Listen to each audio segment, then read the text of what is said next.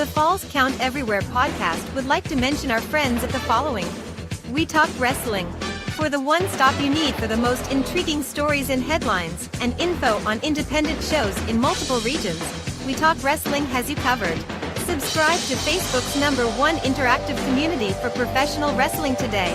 Pro wrestling on Tuesdays are a blast with the Wrestle Talk podcast. Join the Night Owl, DJ Big Sexy, Luke Roberts, The Alpha, Jay Wade, Nightmare Jones, and many others as they bring you the hottest takes on the major circuits, showcase interviews with various indie stars, and the only place to get news on the most popular fantasy wrestling promotion, the FWWC. Catch them every Tuesday night at 7 p.m. Central. Find all of their media outlets on their website at WrestleTalkPodcast.com.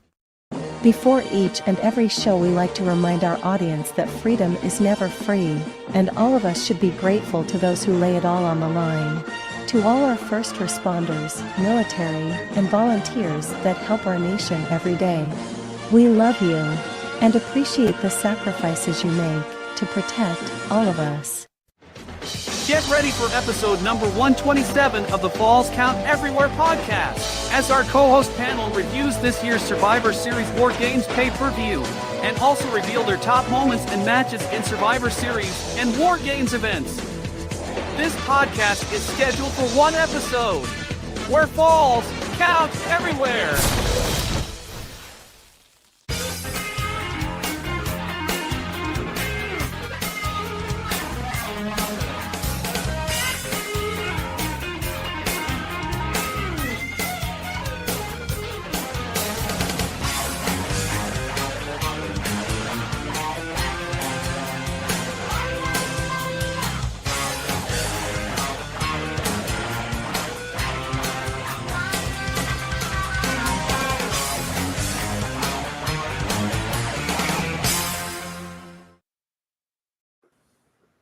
And happy Sunday to everybody here on the Sunday after Thanksgiving, and we're officially into the holiday season. Woo! This make you want to shout and scream, but for other reasons for some of us. But it is episode number 127 here of the Falls Count Everywhere podcast. And we're glad for those who are joining us here for us this week. And of course, as always, want to go and get our names up here for those who have a little bit of a short term.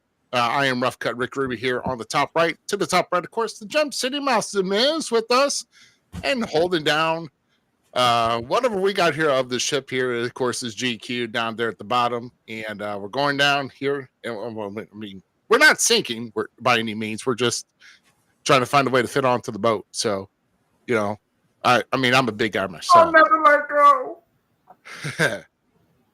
There you go. And shout out to the first responders. Yes, Tyler Cooley, of course, is in here. The coolest podcast host that we could ever.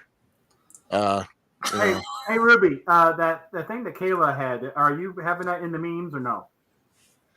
No, I don't. No, okay. I did not get that. Dude, there's someone I already had preset, and then of course I'm still trying to get all media together here for tonight. No, I understand that. I just want to give a shout out to Tyler. Oh, dear. He was working so hard on setting up, the cage at an indie show and everything. You can just see him right there. Stop it. I still say that's false because Tyler Cooley is not that tall. So, I mean. Well, you got to think. Look at the size of the ring. That's a small ring to begin with. Okay, come on now. I don't know. I mean, what was that, like a 12 by 12 or? It was like a 8 by 8. I mean, come on now. Look like come off, just one of those training rings. But hey, sometimes those training rings to those short rings, they have to be in the building, depending on what type of building you're in. If you want some room to work with, so you don't scrape your head on the ceiling. So I'm talking about even like that way, not that way, but that way was small. In case you need to fit it over 2 lanes at a bowling alley, sometimes sizes are just right. And don't tell me you've not seen that before, because I know I have. So I haven't actually. Seriously. We already got to somebody. It's all in good fun. Tyler. Hi, Skylar. Hi. Skylar's watching here. Yeah, we can't put up the... No, you don't. Shut it. It wasn't... First of all, that was not... Where's your drink? Where's your drink? Yeah, I was gonna say there's some haterade being thrown around now. Like, I've used this so much. I actually had to wash the cup this week, so gotta make sure. Damn, Tyler, it'd make you use your cup a lot. Yeah, I gotta wash the haterade stains off of it. So, shout out Aaron Wallace. How you doing, sir? That's the only shout out you're gonna get tonight. hey, like so, we've been all. I'm joking, little Jimmy. Oh my god! Yeah, we're gonna. Yeah, something. Or Yeah, Jamie. Or Jamie. Whatever. little Jamie. Little Jamie. Where's Big Jamie? No, I'm not. I don't want to know. No. Why does he keep doing that? Thank you. Sorry about that. You done messed up, Aaron. I'll stop it. So I'm glad you're doing anyway, fine, buddy. so first off, let's kind of we had kind of a long weekend, with Thanksgiving here. How was the festivities for you guys? First, Zmiz, how was things here for you over the feast? We had a really good little celebration. It was fun. The mother-in-law's house was good. Good shout out to her and the grub and all that kind of stuff. We had my father-in-law's was last night, so that was good. We didn't do anything with my side of the family, but man, whoever brought the stuffing, that's all I got to say. I like the bird stuffing. Yeah. Oh, you brought it? Yeah. Oh, bro, I brought the stuffing. It was good. It wasn't stovetop, was it? Hell no. What? I'm just checking. Zmiz didn't get round for no reason, man. I cook home like from scratch. No, sir. Put in it though, because was it? Why would I tell you? Or? Oh yeah, it was edible. I actually told my mother-in-law. Okay, so my stepfather-in-law, I guess would be that I almost laced him. I'm like, man, I should have brought some, can of butter in that stuffing. That's what I was asking if it was. Whoa, I would never do that to disrespect my sister-in-laws. I think my father-in-law and my mother-in-law, I know for a fact, my mother-in-law keeps talking to me about bringing brownies one day. It's going to happen. Like, she's going to keep asking, and I'm going to show up with brownies one day and be like, let's go to the moon. Wait a minute. Did you say cannabis butter? Can of butter. Can of butter? Yeah. So you can actually put cannabis in butter? Yes, you can infuse it, my dude. I got some tinctures going on right now. Man, give me some more of them rolls, man. I want. Get ready. Get ready. That's not a good thing to do around the holidays. You're already eating enough as it is. Good Lord, you're like tripling down on the eating there. I'm very mindful with my food. Oh my! I'm an overeater, so you got to be mindful. GK, what'd you end up doing for Thanksgiving? Not a whole hell of a lot. Just working on the office, physicals, all that kind of wonderful stuff. Yeah, I got you. Of course, I had a new figure, Undertaker, Paul Bearer. Oh, you know what? We got time today. Keep going. Yeah, okay. No, so I'm going to show. I also got in 2 belts, and one's going back. The other one I'll show next week. One's going back. Was it faulty? Not one. Well, okay. The one's going back is the Undertaker one. Okay. Wait for it. I'll show it. I'm gonna actually go ahead to take this off of here to show it. Okay, that's fine. Look like how the paint is on. It's not even the same plate, and it looks horrible how they did that. Some of the symbols are missing the paint. Yeah. And then we go to Paul Bearer. Oh. That I can't tell that's Paul Bearer or an outline of Grimace. I mean, come on, seriously. I know. That's horrible. I'm getting a refund for it. Oh my God. $30 if I wanted to keep it. I'm like, no. That didn't come. Did that come? Where'd that come from? eBay. Okay, that didn't. I'm like, that came from the shop. That's terrible. So apparently, eBay is an A for effort marketplace for E for effort. Wow, Clint would not say that. Clint would not say that. That's horrible. You need to get. I was trying for a used pink bathrobe. Wow! You really had to go there. Where did I do? Yep. Okay. Yes. 2 people on this show has actually done that in karaoke before. You two. Yes, I know. That's me. I've done that. I mean, him and I sung it one night playing on Wreckfest. Oh, Yeah. Weird Al. I've done an actual version of that song too. We've done that one. That didn't go over so well either. Hey, I'm a Weird Al Mark, and I'm not afraid to say it. You know, I For don't sure. care. But okay, so GQ showed off his. I didn't get a show off last week. I went and grabbed it. Okay, I'm super pumped that I finally found a box that wasn't dinged up. Nice. Boom! Johnny Knoxville. Oh my God, Johnny Knoxville. Wow. I gotta find the Sami Zayn now because the Sami Zayn that came out in this whole pack. So like, actually, it was a pack before I think of this series. He has the mousetrap. Oh my God! Seriously?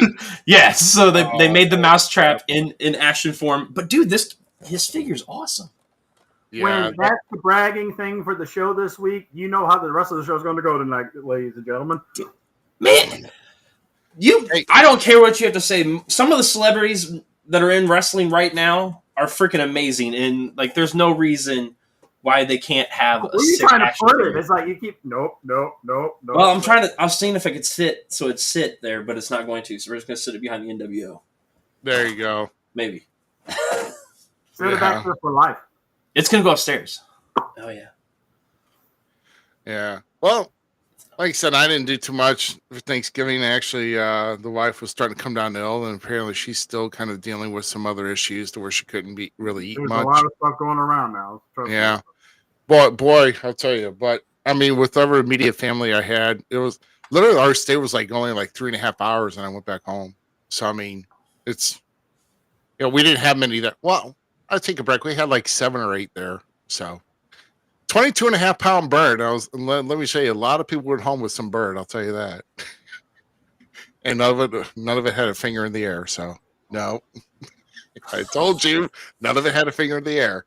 But yeah, so I'm telling you, man, I don't know what's going around. I know people are kind of been in and out, but we know that I know one individual has actually been kind of down most of this past week, dealing with some serious health issues here. And I want to kind of give a shout out and warm wishes and prayers and good vibes to a guy who usually regularly watches us every week.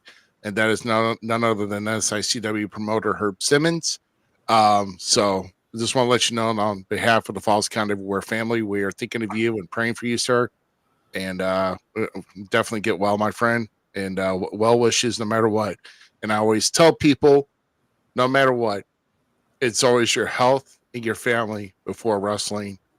You can leave wrestling because other people will be there to fill in and help out until you come back. And that's happened to me. I'm sure it's happened to others in this business. So no matter you've been in it 50 years or 50 or even like or 5 years, 2 years, whatever, as long as you make that effort, you want to be back in this business. I mean, there'll be a spot for you, and but your health and family most importantly over wrestling. So I just want to let you know that we are thinking of you, sir. And I'll tell you what, guys, and you're right, GQ. There's something going around. I cannot put my finger on it. It's like the second week out of the past 3 Sundays where I have just been beat. I mean, I have just been beat and felt bad to the pulp. Did you have toast at Z's place like I did? Maybe that might be what we're feeling. What?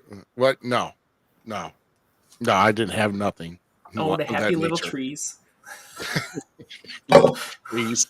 I'm going to dab some trees on this painting right here. But no. But literally, guys, this is actually a testimony here today because literally I got up, took care of the dogs, went back and had a little power nap, and I still felt bad, and I fell asleep again. It was time for me to do like some work today.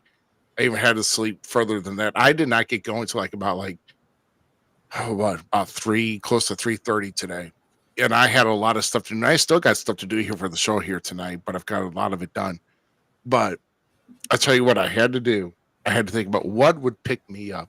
What would pick me up? Well, here's what really picked me up here today. Oh, yeah, buckshot. is a buckshot here. This is the 12-pack of the Blue Rares I got here today. And I had one of those, and that started me to get moving. And I've also had to battle like a migraine headache. And then just cracked this open here before the beginning of the show. Is a little bucked up. What is this? This is Freedom, a rocket pop. So you know what that's like. So this is good. And I'm telling you, they actually had a really good big sale this past Black Friday. And that's what bucked up energy here. So they had like 50% off site wide. They may not have that still. But if you still want to save some, like you said, they've got something for endurance. They got something for pre-workout. They got something for everyday health. They got something for weight loss for men and women. So they got a lot of other things here. So if you need some help with any type of supplements of that nature, make sure you visit buckedup.com and enter code winner123, and that will get you 20% off your entire order. And that's thanks to Big Nasty Glenn Williams. And then, of course, if you just want to go right to the site, hit that QR code that's on our screen right there, and that will get you right to buckedup.com with that code in there. Order what you want. And like I said, that's site-wide, 20% off. So check it out, man. There's just a lot of good stuff on there to help you with your everyday health. And also, if you want to get back on track to a good workout plan. So go ahead and cheers to that. And yeah, I didn't say that right, but I don't care. Yeah. Yeah, see, it's worked for GQ. That's, flub. No, that was from Diet Coke. Anyway. No. Yeah, but the torn tendon is what that is. But anyway. Talk about lizard meat underneath. Wow. So I'll tell you, before we get going with everything here, we're going to have a lot to get in here till tonight. I mean, and we invite everybody to join in and participate here. And regarding Survivor Series War Games, we're in the one thing we're going to hit right off. We come after this short break of our upcoming shows, which will last about 2.5 minutes. We're going to get right into last night's event of Survivor Series War Games. So right after we get done with this video, we'll get right into the dirty, and we'll see you here in just a short moment. Dirty? What the hell? Check out these great shows and appearances coming to a city near you. Make sure to catch the best in Southern Illinois Championship Wrestling action every week with SICW All-Star Wrestling. Don't miss out on brand new episodes every week with exclusive footage in the upcoming weeks from the events taking place at the Chase Park Plaza, the Missouri Athletic Club, and the Belle Claire Fairgrounds. Tune in every Sunday night at 8 p.m. Central on YouTube at SICW Wrestling. We'll see you at the matches. Saturday, December 2nd, Mid-States Wrestling returns to the Harrison Fairgrounds indoor building in Harrison, Arkansas. Scheduled to appear are Judy Azul, Kelsey Magnolia, the Johnny Brothers, Big Joe Helms, and many more. Doors open at 6 p.m. with a bell time of 7 p.m. Ticket prices are $22 for VIP Gold and $15 for general admission. To reserve your seats for this event, visit mswtickets.com or call 858-848-SLAM. Saturday, December 2nd, American Championship Wrestling returns to the VFW Hall in Cedar Hill, Missouri for their Christmas show spectacular. Your featured match of the night is match number 7 in the best of 7 series between Justin Main Event and Marvelous Mark Morgan, where the winner will have a guaranteed match for the ACW Heavyweight Championship. Doors open at 5 p.m. with a bell time of 6 p.m. Front row seats are $10. All other tickets are $6. Get your tickets at the door the night of the event, or get them in advance by going to acwtheshow.com. Saturday, December 9th, World League Wrestling returns to the Harley Race Arena in Troy, Missouri for their Christmas Bash Spectacular. All the top stars from this past year in WLW will be action. Don't miss out on your opportunity to participate in the Operation Merry Christmas Food Drive and the chance to win a huge flat screen television. Doors open at 6 p.m. and bell time at 7 p.m. For more information about matches on the event and to purchase advance tickets, visit HarleyRace.com. Saturday, December 9th, Illinois Elite Wrestling returns to the Elks Lodge in Granite City, Illinois as they present Holiday in Hell. Scheduled to appear is the IEW Heavyweight Champion or a battle between IEW Midwest Champ Jody Ultra and Akbar, and a debate for the commissioner's role between Larry Wolf and Douglas O'Shea. Doors open at 5 p.m. with a bell time of 6 p.m. Door ticket prices are $15 for adults, $5 for kids. Kids $5, buy than under getting free. To save money on adult tickets, purchase tickets in advance by visiting IllinoisEliteWrestling.TicketLeap.com. Remember, fans, without you in the seats, there is no wrestling. Make sure you make plans to attend these shows, and we'll see you at ringside. All right, man. I'll tell you. Like I said, there's still some shows to be had in December, and there's actually going to be some new ones released next week, and so people are still having shows throughout the holidays. Sometimes people need a break away from that from the shopping monotony, and they need to get into some live show action. So I know that's going to be a good debate between Larry Wolf and Doug O'Shea. I mean, it's Larry Wolf against a brick wall. I mean, come on. Oh my! Quit it. I mean, no, keep going. I mean, I don't want to say the battle of wits, but I just want to say debate. So we'll just that battle of wits. I mean, come on now. I love everybody. Meatloaf, if you don't go that route, I mean, come on now. Oh my God! You be respectful to good old man Douglas O'Shea. It's because he doesn't. What? Why? I mean, I don't know. You don't pay my paychecks, so Larry Biden. It's kind of funny because I even asked him one time. I was like, if I put like a slice of like grease-free meatloaf, like between two pieces of bread, called a meatloaf hamburger, would you eat it? He was like, no. I still think he's wrong for that one. Meatloaf sucks. Get out of here. No. No way. I mean, I can understand why meatloaf, because meatloaf can turn out to be so disgusting if you get the wrong type of like lean content. If you get like the 7327, it's going to come out disgusting. So you might as well not do it. So you need to fork up a little bit of cash to get that. Hold on. That now, ground chuck. Does he put ketchup on his meat on his hamburger? Ketchup. Serious question. What's the difference? It's not, because a hamburger meatloaf is just a effing large hamburger that you don't use a bun with. We're not having this debate. It's the same thing. Hold on there, Tyler. Tying your butt off. We are not making fun of Larry. They're not being mean. I would always make fun of Larry. Don't speak for me. I'm always making fun of Larry. Yeah, but you don't count. That's what I do. Please. That's what I do. Make fun of Larry. He's finally came out and said that Zmiz is the best. So I'll give Larry Wolf a little bit of credit. He's still a good old sweet potato sitting on his couch, that couch potato himself, that muffin man couch potato.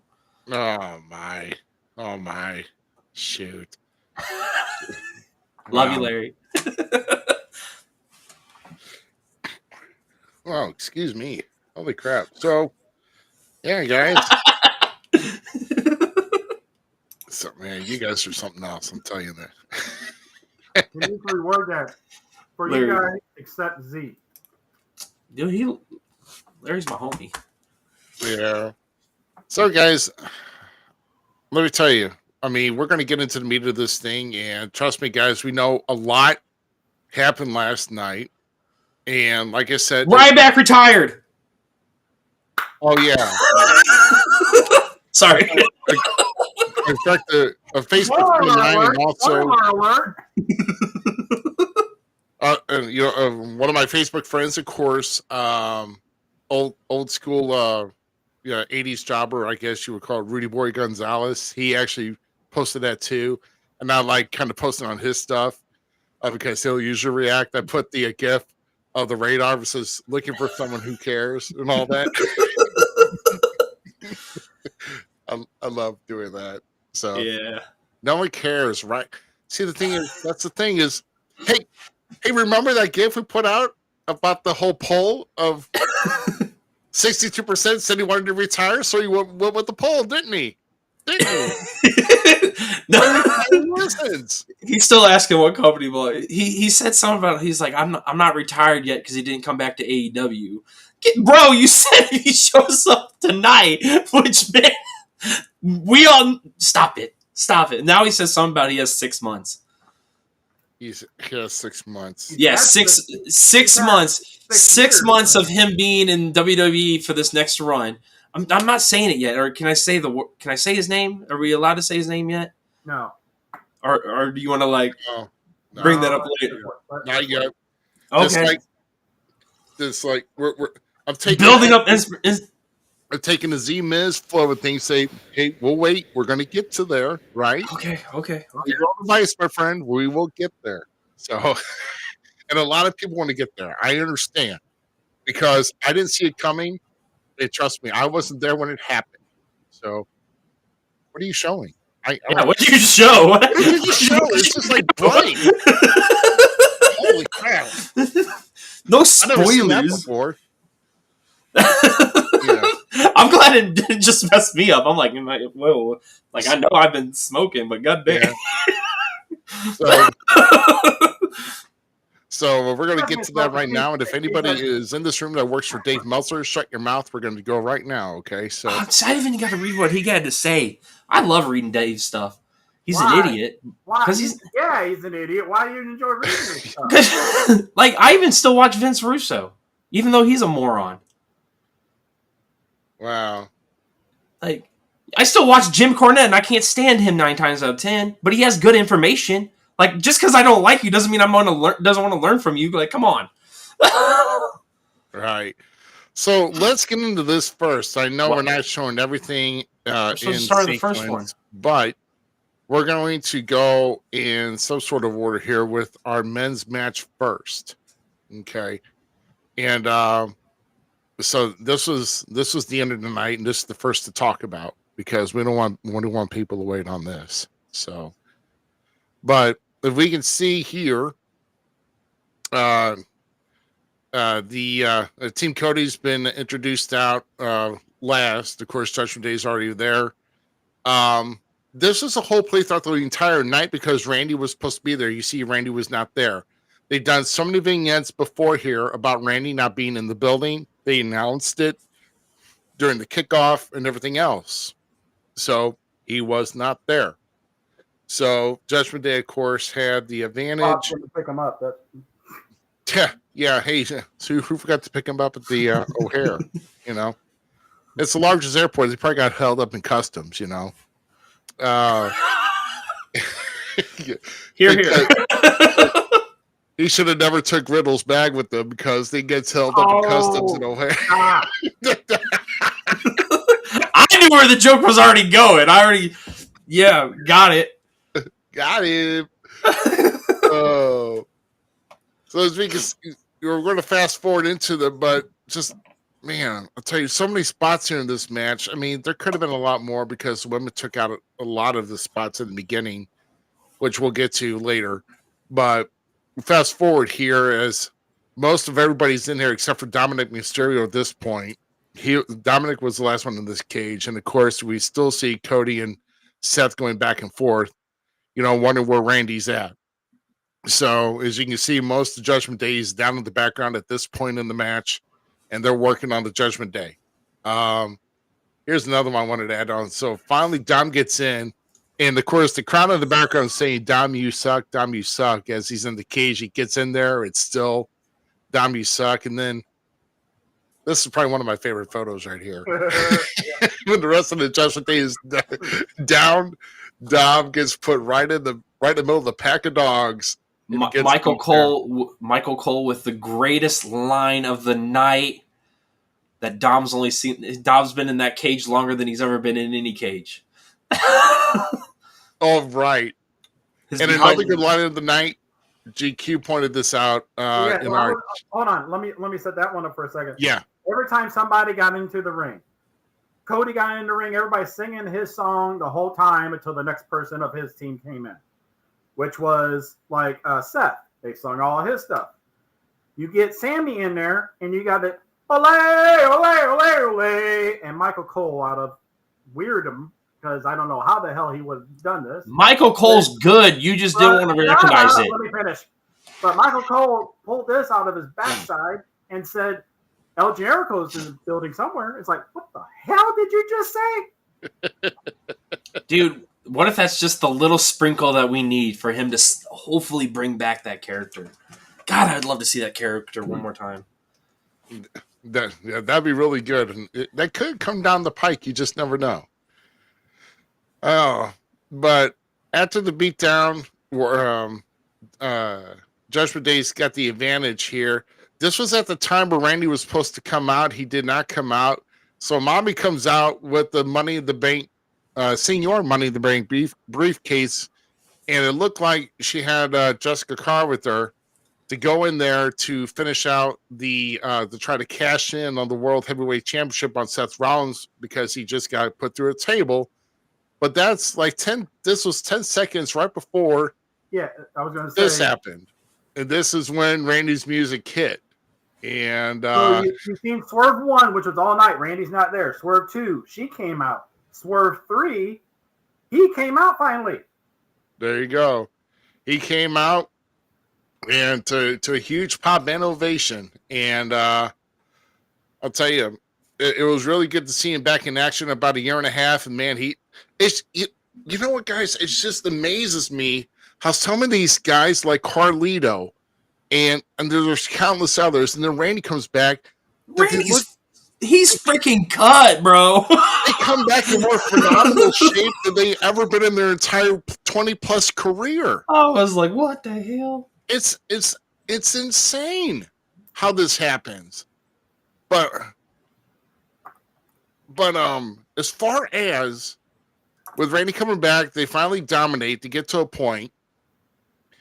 This, I'm going to show, this is the OMG moment of the match right here. Of the match is right here. Oh, yeah. Seth and Sammy had JD McDonough up on the very top of the cell, shoved him off into a vicious RKO from Randy. And then, JD was done at that point. And then, of course, Randy signaled to Cody, who just got up, pulled up Damian Priest to hit the crossroads, and he pulled the 1-2-3 out there, which led to this as victory for Team Cody. And Randy coming in. Like I said, all that Cody said last night is, trust me, he's coming. Trust me, he's coming. He finally did come. So that puts faith still more in Cody's word, in his character. So, for those who doubted, even Seth doubted and everything else. So that's all right. Just a removed map. So anyway, by the way, no spoilers. Why'd you start? This was the weaker of the two matches. I would agree, but we wanted to hit this. I understand. We wanted to hit this because number 4. Yeah, here we go. They're going off the air, and then you see this happen. Unbelievable. Everything. CM Punk returns. Now, here's the thing, though, because we were chatting back and forth, me and GQ were, because this was at the point where everybody was in but Randy. I told GQ, I said, in 5 minutes, it's either Randy's going to come out or the internet's going to break. Well, apparently we got the above. we got all of the above with this. And the thing is, my wife, I had to go back and tend to my wife, get her back and pick her up from the ER last night. So I had to drop from here and leave. So as soon as they showed the credits, I literally just closed it out, which apparently was at the same time, like a split second, they hit his music, and I didn't know anything. Yep. And next thing, my messenger is lining up. I'm like, oh, you got to be kidding me. Really? Dude, I am pumped. So let's talk. We're going to talk a little bit more about this here in just a moment. I'm going to remove this source, and we're going to actually, if I got this here, I should have it. Let me pull up my downloads. What? Let me see if I've. Oh, hold on. Oh, okay. I know what you're doing. Yeah, I just want to make sure. I had to make sure it's actually going to play. So I'm going to add this source here. And actually, no. I'm sorry. I made the wrong one. There we go. I gotta actually add this myself here. Yeah, so you guys, it's kind of surprising here, and I didn't see this until earlier today. Late last night, early this morning. Right. So y'all, I know it's just only after, it's not 10 o'clock yet, but I don't care. This has to play. We got to play this. So you guys, we're going to get our thoughts after this.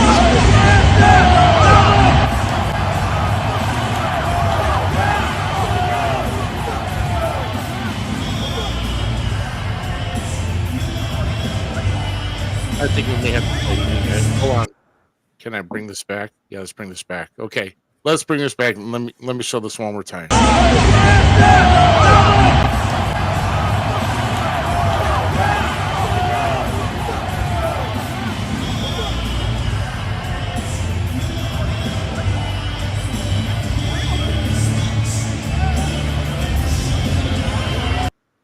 Okay, so that was taken by a fan.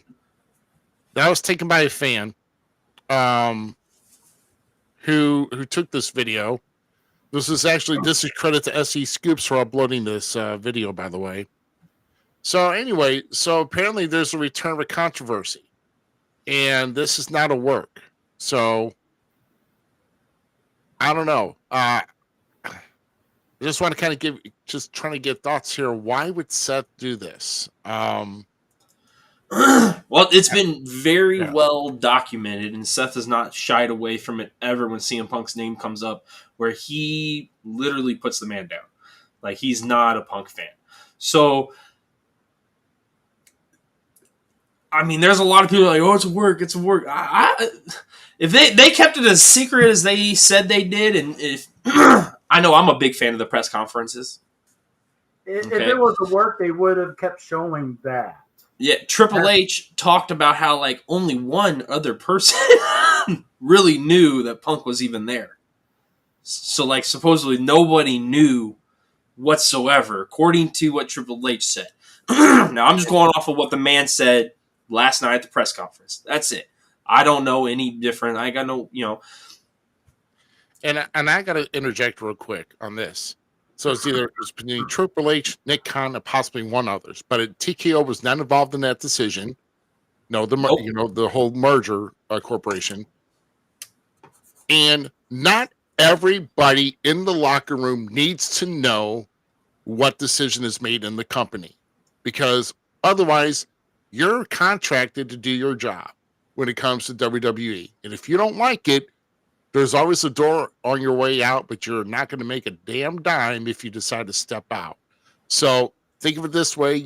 Seth has got a lot more on the line because he's got his wife in there working. So why would you want to cause friction? Why? I mean, and like I said, Triple H had actually said in his press conference that, it's been almost 10 years since actually Punk wrestled. And I'm not even going to count FS1 backstage of a return for Punk. That's garbage. That's not even relevant. We're talking that he's back to actually do something in a storyline, do something inside the ring, do something productive for WWE. So that's been almost 10 years. So why now? I don't know. I mean, and if there's true heat like that, do you see Punk actually going to Raw? Happening if there's a true heat and they can't work past it. I do not see that match happening. I mean, we've seen legit heat. Somebody would get hurt. We've seen legit heat in the past between two wrestlers happen live on TV. Matt Hardy and Edge. People forget about that. No, I haven't. I mean, a lot of the internet community does when it comes to this kind of stuff. Like, those two guys put bias aside, whatever it may be, and gave us one of the greatest feuds of arguably that time of the wrestling. That was a great feud, in my opinion. It was crappy the way it came about. But even this, like, Seth ain't no dummy. And Punk ain't stupid. I'm sorry, I don't think Punk was the guy that people in AEW or in the back locker room said he was, or what we heard, supposedly. I don't think that's him. I've heard. I've seen it personally. How he. I'm not saying he's a prick. Not a prick. I'm not saying that. He can be that. Okay? But when it comes down to it, I think he's somebody that wants to play ball and make money at the ultimate end of things. So, like, he's going to put things aside to make money. And if he's just controversial, he's just controversial. What? Let it be. Controversy makes cash. Like Triple H said, people talk about him. The timing was right. It happened. We'll figure out the pieces now going forward. And that's what I'm waiting for, is how's it lie? Because WWE is stacked, and they're doing a really good job with almost everybody on their roster, in my opinion, right now. They're really getting notched in, and people are really starting to settle in these great roles within WWE, and they're really starting to tune out some great stuff. I mean, we can go forward and talk about a match that happened with one of my favorite wrestlers, period, and the current IC champion. Like, people are really starting to find their roles and what they're supposed to be doing, and how does Punk fit in? That's what the question is going to be. Where does he lie? What happens? Kicking dirt up and all that, and try to see what he can make stick. When Seth is doing that stuff, and he's like, What about Randy? Did you see the latest video of Randy? Mm-mm. He grabs a chair, opens the chair, and sits it down in the ring, and waves at Punk, and then goes, "Come on, wrap it."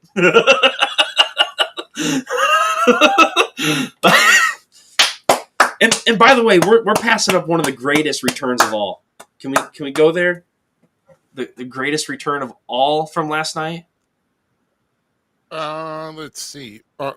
That was you mean after the women's match? R-Truth's back. Yes. We can talk about R-Truth, because I did not have that slide, but that was a great. R-Truth needs to be more on TV, in my opinion. He needs to be. He got a pop too when he showed up. So, dude, R-Truth, I legitimately marked out, but I like that segment, and I love what they're doing with those. I'm a comedy fan. So when you give me good comedy stuff to like really sink my teeth into, and stuff that's enjoyable with great like athletes at the same time, so I'm getting the best of both worlds. Like, I'm getting this funny stuff, and Chad Gable can go like a monster. Like, I'm all for it. Like, I'm there. I'll eat that stuff up, and I love Otis. Like, who doesn't love Otis?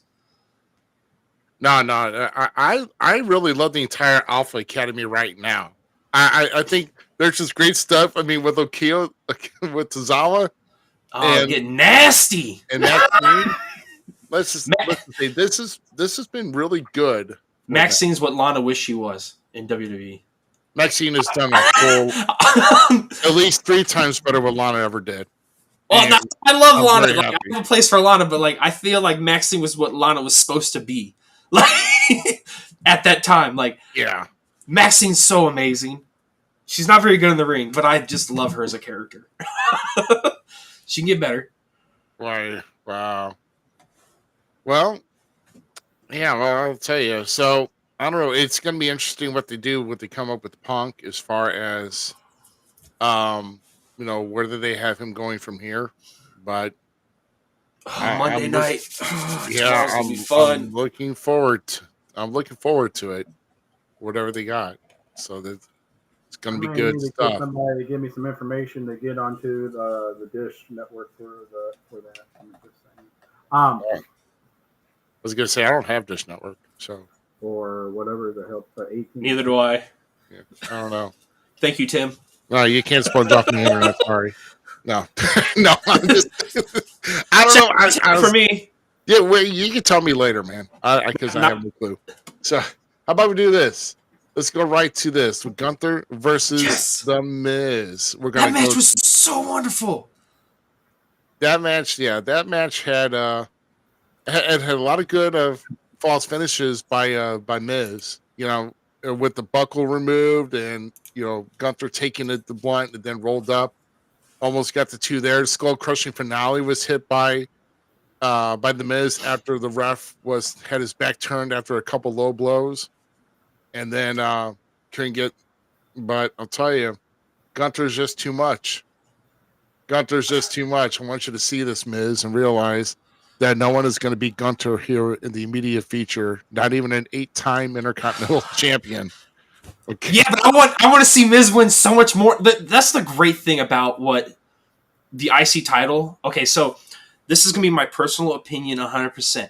And I don't care what he says. There is wrestling and then there's sports entertainment. I understand there's two different like styles of wrestling in this world, right? True. Okay.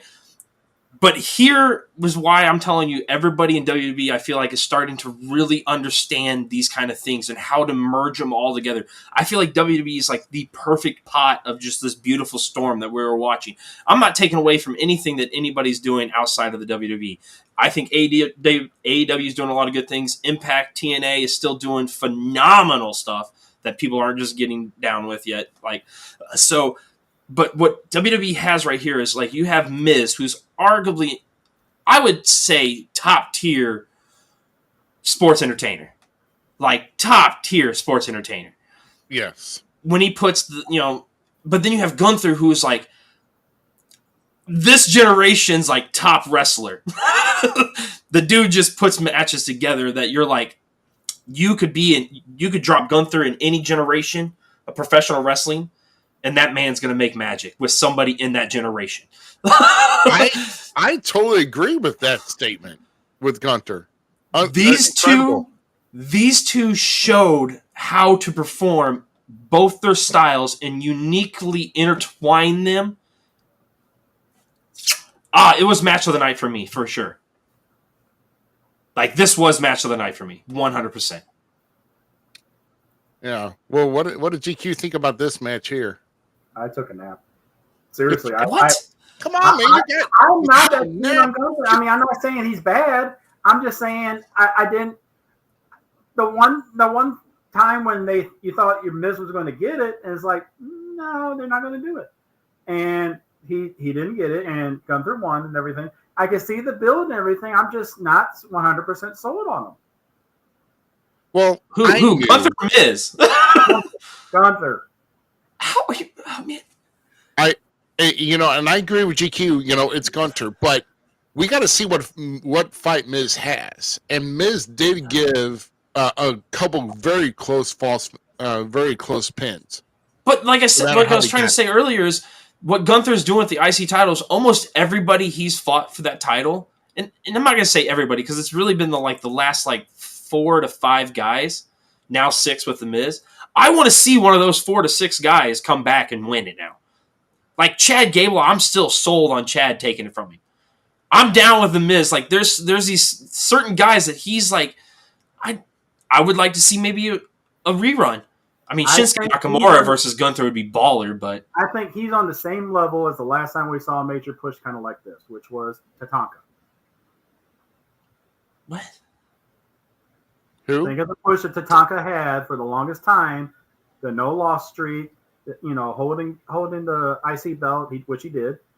Let's look at this for a second. And it didn't go over 500 days though, bro. But what I'm saying no is I don't see him going beyond that mid card status.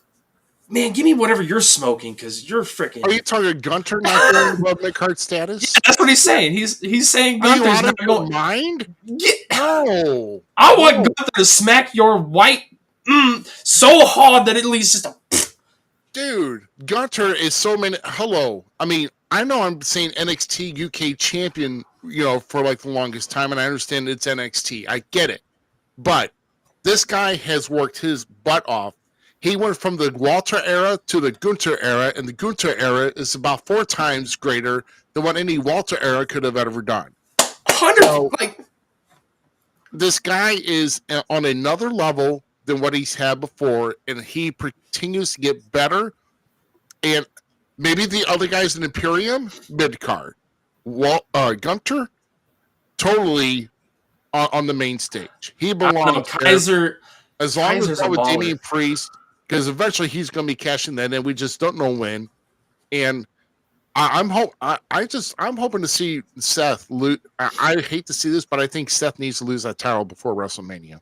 It needs to happen before WrestleMania. I don't know. I think there's new life for that to continue. But that's another conversation for another time. But here you go. Here you go. This is a pose of take your mid-card thoughts and shove them up your keister. So that's the pose there. So. This is an opinion. And I respect it. I'm just going to fry you on it. Shoot. Well, you're gonna And, love my pick for our votes on the top fives. I probably will. Now, here's something that this was drawn up from the night before on SmackDown because Carlito got hurt due to Santos on a confrontation from a blind side. So we got Dragon Lee stepping up to go against Santos. And man, I'll tell you what, I know they push Dragon Lee a lot, but let the guy talk in the ring. Let him do the talking in the ring. There's too many vignettes with Dragon Lee.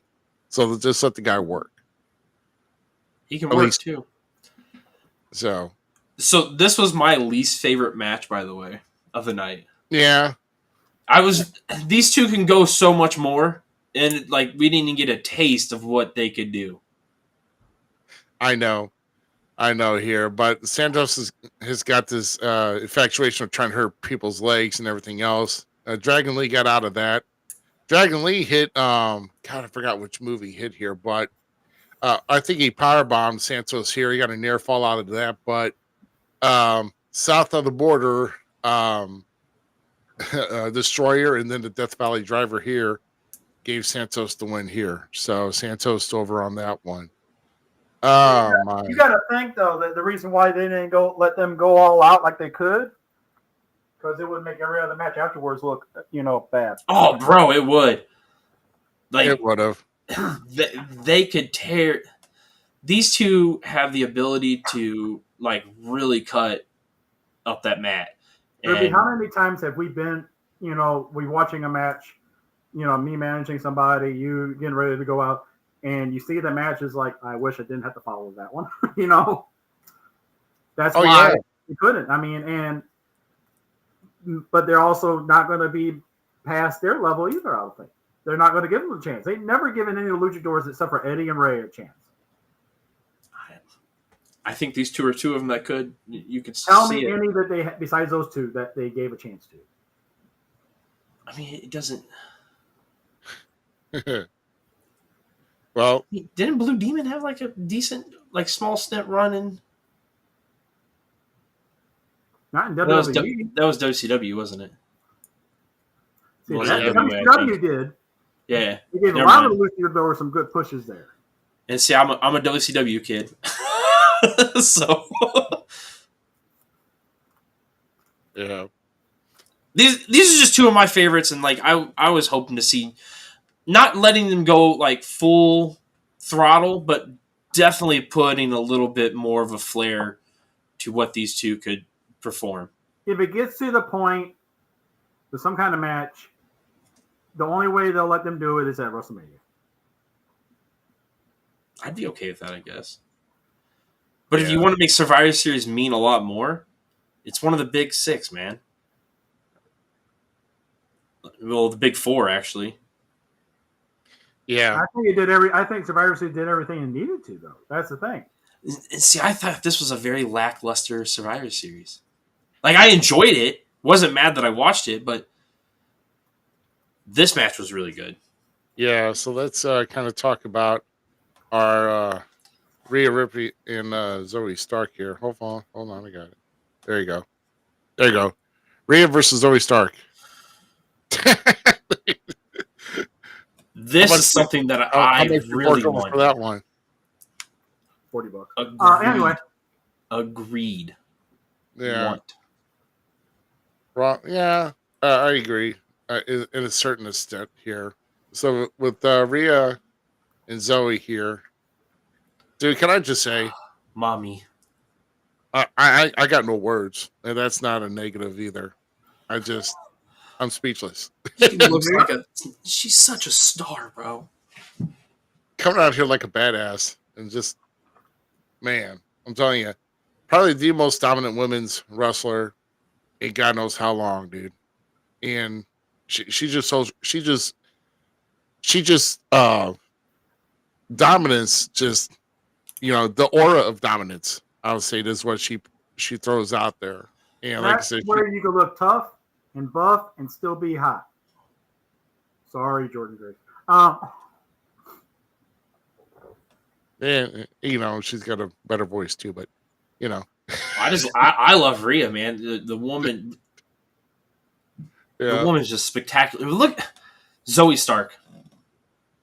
These two put on a performance.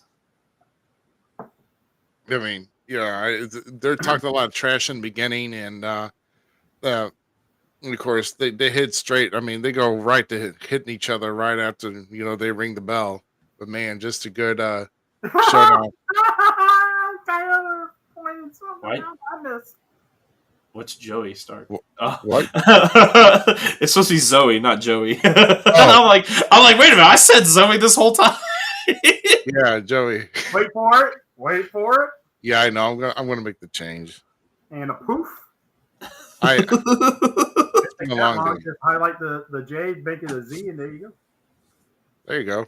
This is another good There you showing for Zoe that shows that she has the ability to be in the upper echelon with this new breed of women coming through.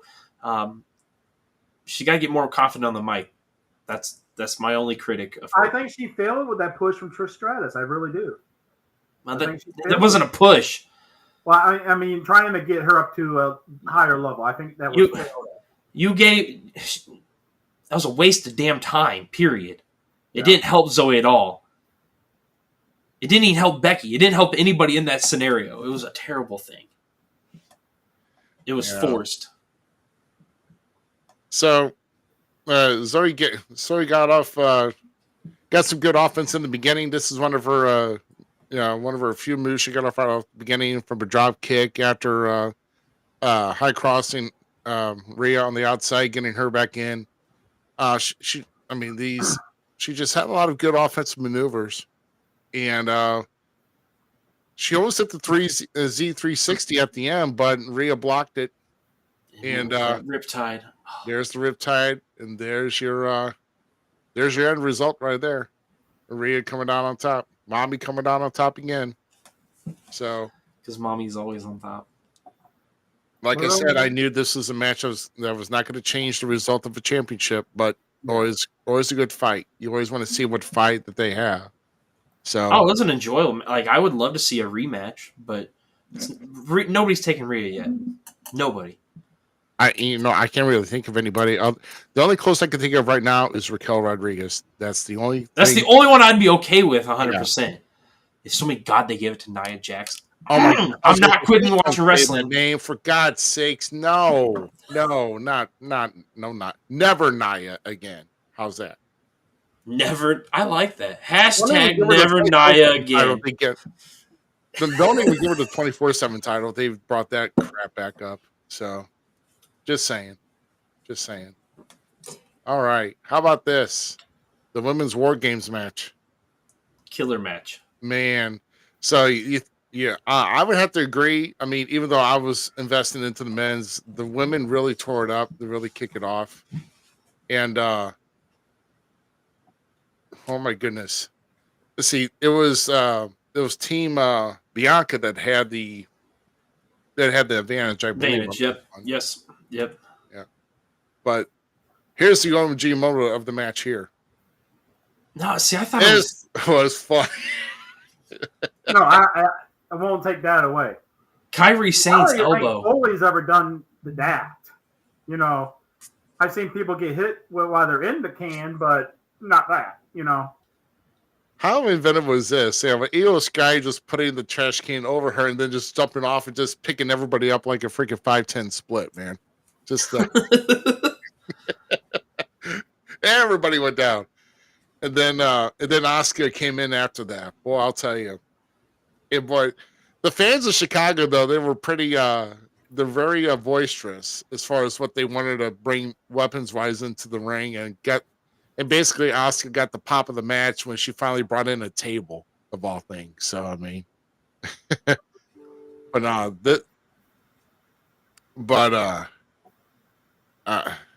want to know how the play of Bayley taking the spear for Kairi Sane is going to play out. Do you think is Kairi going to be thankful for that, or is Kairi going to blame Bayley for the loss at War Games? That's basically kind of the two directions I'm thinking of. I think that's going to reach to the point of them blaming her for the loss. Bottom line on that. Boy, I don't know. kind of a challenge. Kind of a challenge here as far as where do you go from that? Kairi Sane's though elbow, onto the chairs where she like got catapulted up. Yeah, I like that spot. That was fun. But if you notice though, whoever planted her, there's 3 chairs over Shotzi, and by the time she threw the elbow, there was no chairs on them. I did notice that. I mean, Shotzi's not stupid. She's like, let me clear these off here. Like, come on. You can elbow me, but no chairs. But at least she did take Blue Mist to the face, so at least she took one move right. So anyway. It's true. And then the Beck end. Yeah. Bailey to end the night. Yeah, the manhandle slam going right through the table. Is that what? Why did I call it the Beck end? Whatever. I'm so used to them trying to name things after a move. Like, you know. Yeah, but and I concur. Victory for Team Bianca is they're up here doing the air. Shotzi can put her hair back to the way it was with green. Jesus, Shotzi is terrible. I approve of this message. Thank you, Skylar. Oh my God. So that's the rundown of War Games for this past. Remember you can always go back on Peacock for those subscribers. Go back on what? So hey, we forgot to mention that even Charlotte and Peacock. There, feel better. Yep. Charlotte and Becky had a hug moment during this match. They did. I don't know. I would love to see those two versus Chelsea Green and Piper Niven. Piper Niven. Yeah. I almost wanted to call a drop. Now they're all they stoked it up too much at the press conference too. It's like, okay, I'm getting nauseous already. It was terrible. Yeah, it was terrible. Yeah. What do we? What did Charlotte say? Something? Even the word dating come out of Charlotte's mouth. I'm like, dude, come on, It just happened. Yeah. It's Charlotte like, like, okay, are we serious now? It's like. It's like, where do you go from that? I don't know. Holy crap, man. So shoot. So that's on. So that's for last week's. So that's from that. That's from yesterday's War Games. So let's kind of do this. And that's where I'm going to talk about that. I'm almost rather have the 5-on-5, 4-on-4 than this, Well, I mean, I think you can go back to 5-on-5 for this, for this. But since they pretty much merged this into what they did here, let's kind of talk about top War Games matches here. Now, I don't know, because I think maybe we should go around the. I think we should go around the kind of do around circle on each number here for what we have, what we've come up with our top 5. So we're going to be breaking out War Games matches, Survivor Series elimination matches, and then of course top Survivor Series moments of all time, at least according to us. And we've had to look at the list and kind of wonder what was out there, and we kind of figured things out for ourselves, what we can remember here. So let's I don't know. Should I start out with mine? I think I'll start out with mine here. Should I start out with mine? I'm sure you know. Go like this. So anyway, you probably have pictures. Here's what I got for mine. So here's my number 5. The NWO versus Team WCW Fall Brawl 96. So that's my number 5. And of course, if you go back and kind of relive on this one, this is back where they had doubt where Sting was even true Team WCW after the NWO came in, because there's a lot of conflict or gossip stirring that Sting was going to go to the NWO. Well, Sting didn't show up for any of their, I guess, meeting up with them. And Sting finally did come down, and he came down for Team WCW War Games and Fall Brawl, and he put his boots to the NWO, and then went basically give the California Hi-Yo to all the members of WCW, and he walked out, and he just left. And we didn't see anything more of the actual Sting until about maybe 8 months later when he started in the rafters with the new Crow Sting and all that. This was the last time we saw the bleach, the box cut Sting and everything else, which is kind of a sad day for me because that's the version of Sting I like. But that's my number 5 for War Games here. So I'm going to go to Z on what he had for number 5. So you and I almost tied on that.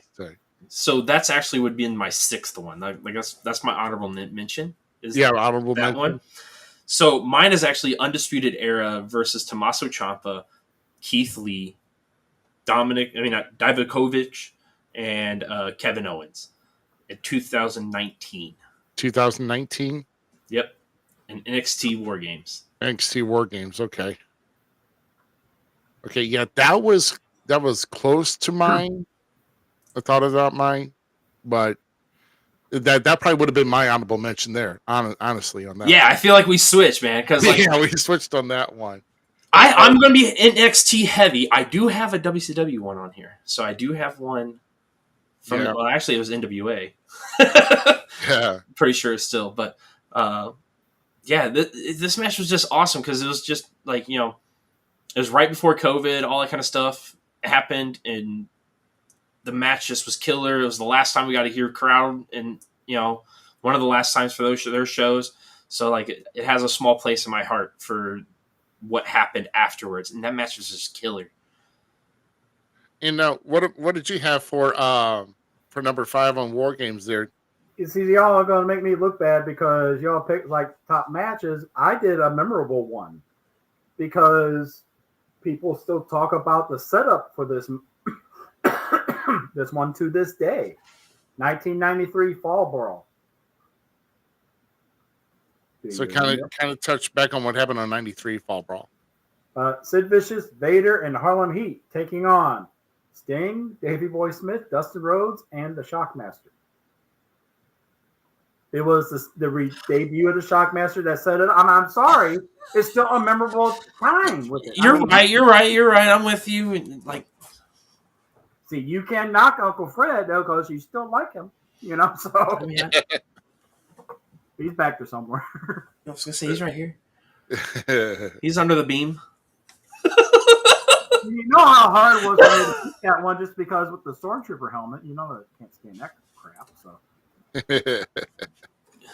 But I mean, you got to think about it. It's still talked about to this day. It was kind of a decent setup, and it's like, and then, but it's still memorable.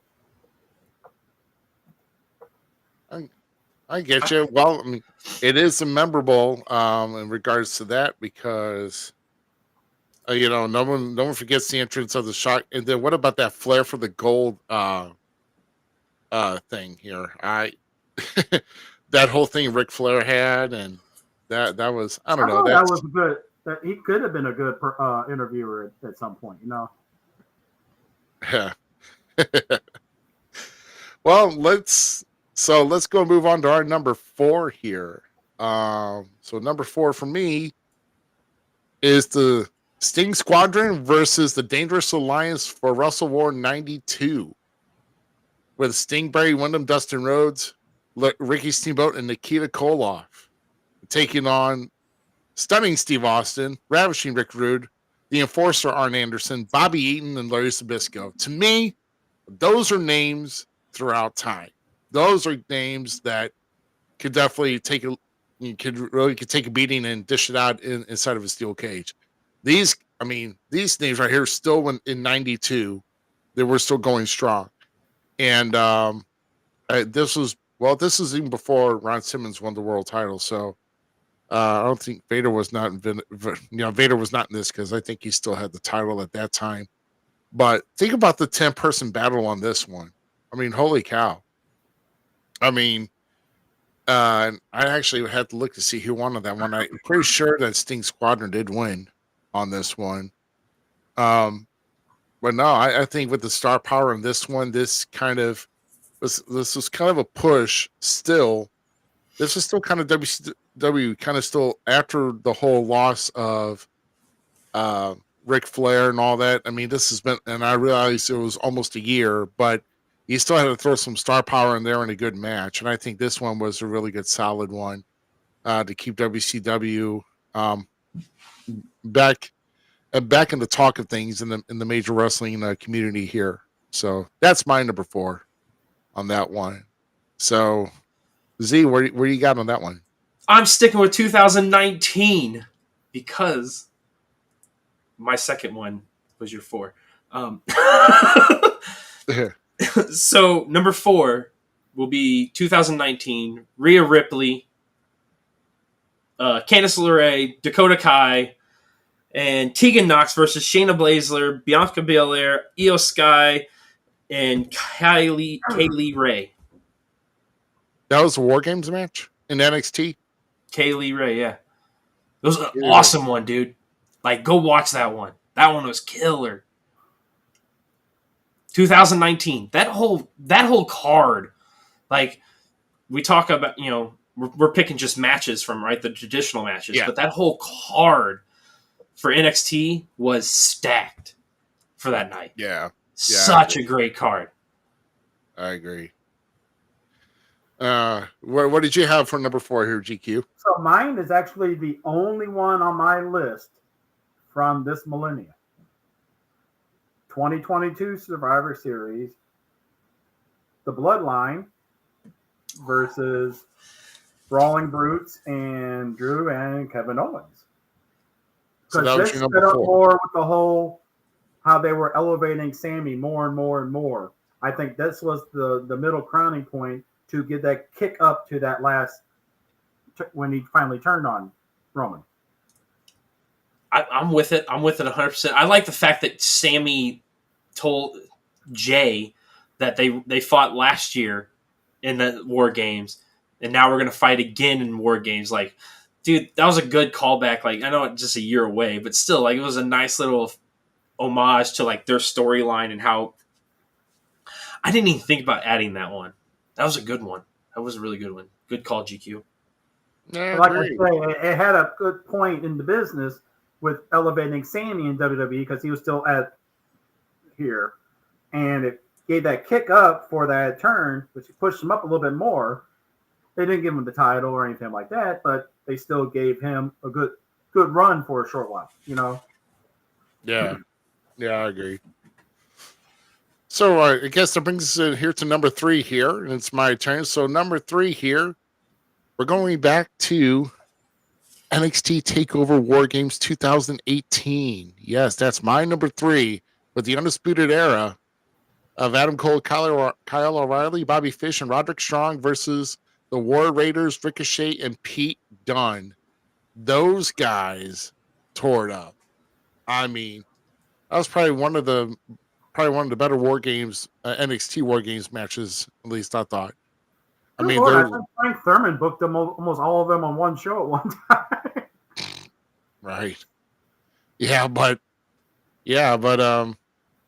that's going with my number 3 because you can't leave out the Undisputed Era when it comes to the NXT War Games era there. So, I mean, talk about a group, man. That was probably one of my favorite factions in NXT of all time so far. It's sad they're gone. They moved on, but gotta love that Undisputed Era. I think Wyatt family will still always be mine. Well, Wyatt family moved on to WWE. No, it doesn't matter. WWE. But I'm going to stick with a trend of Undisputed Era being on the calling card because I'm going number 3 for me is Undisputed Era versus Pat McAfee, Pete Dunne, Oney Lorcan, and the great Danny Burch. Oh my gosh, I forgot about Pat McAfee. This.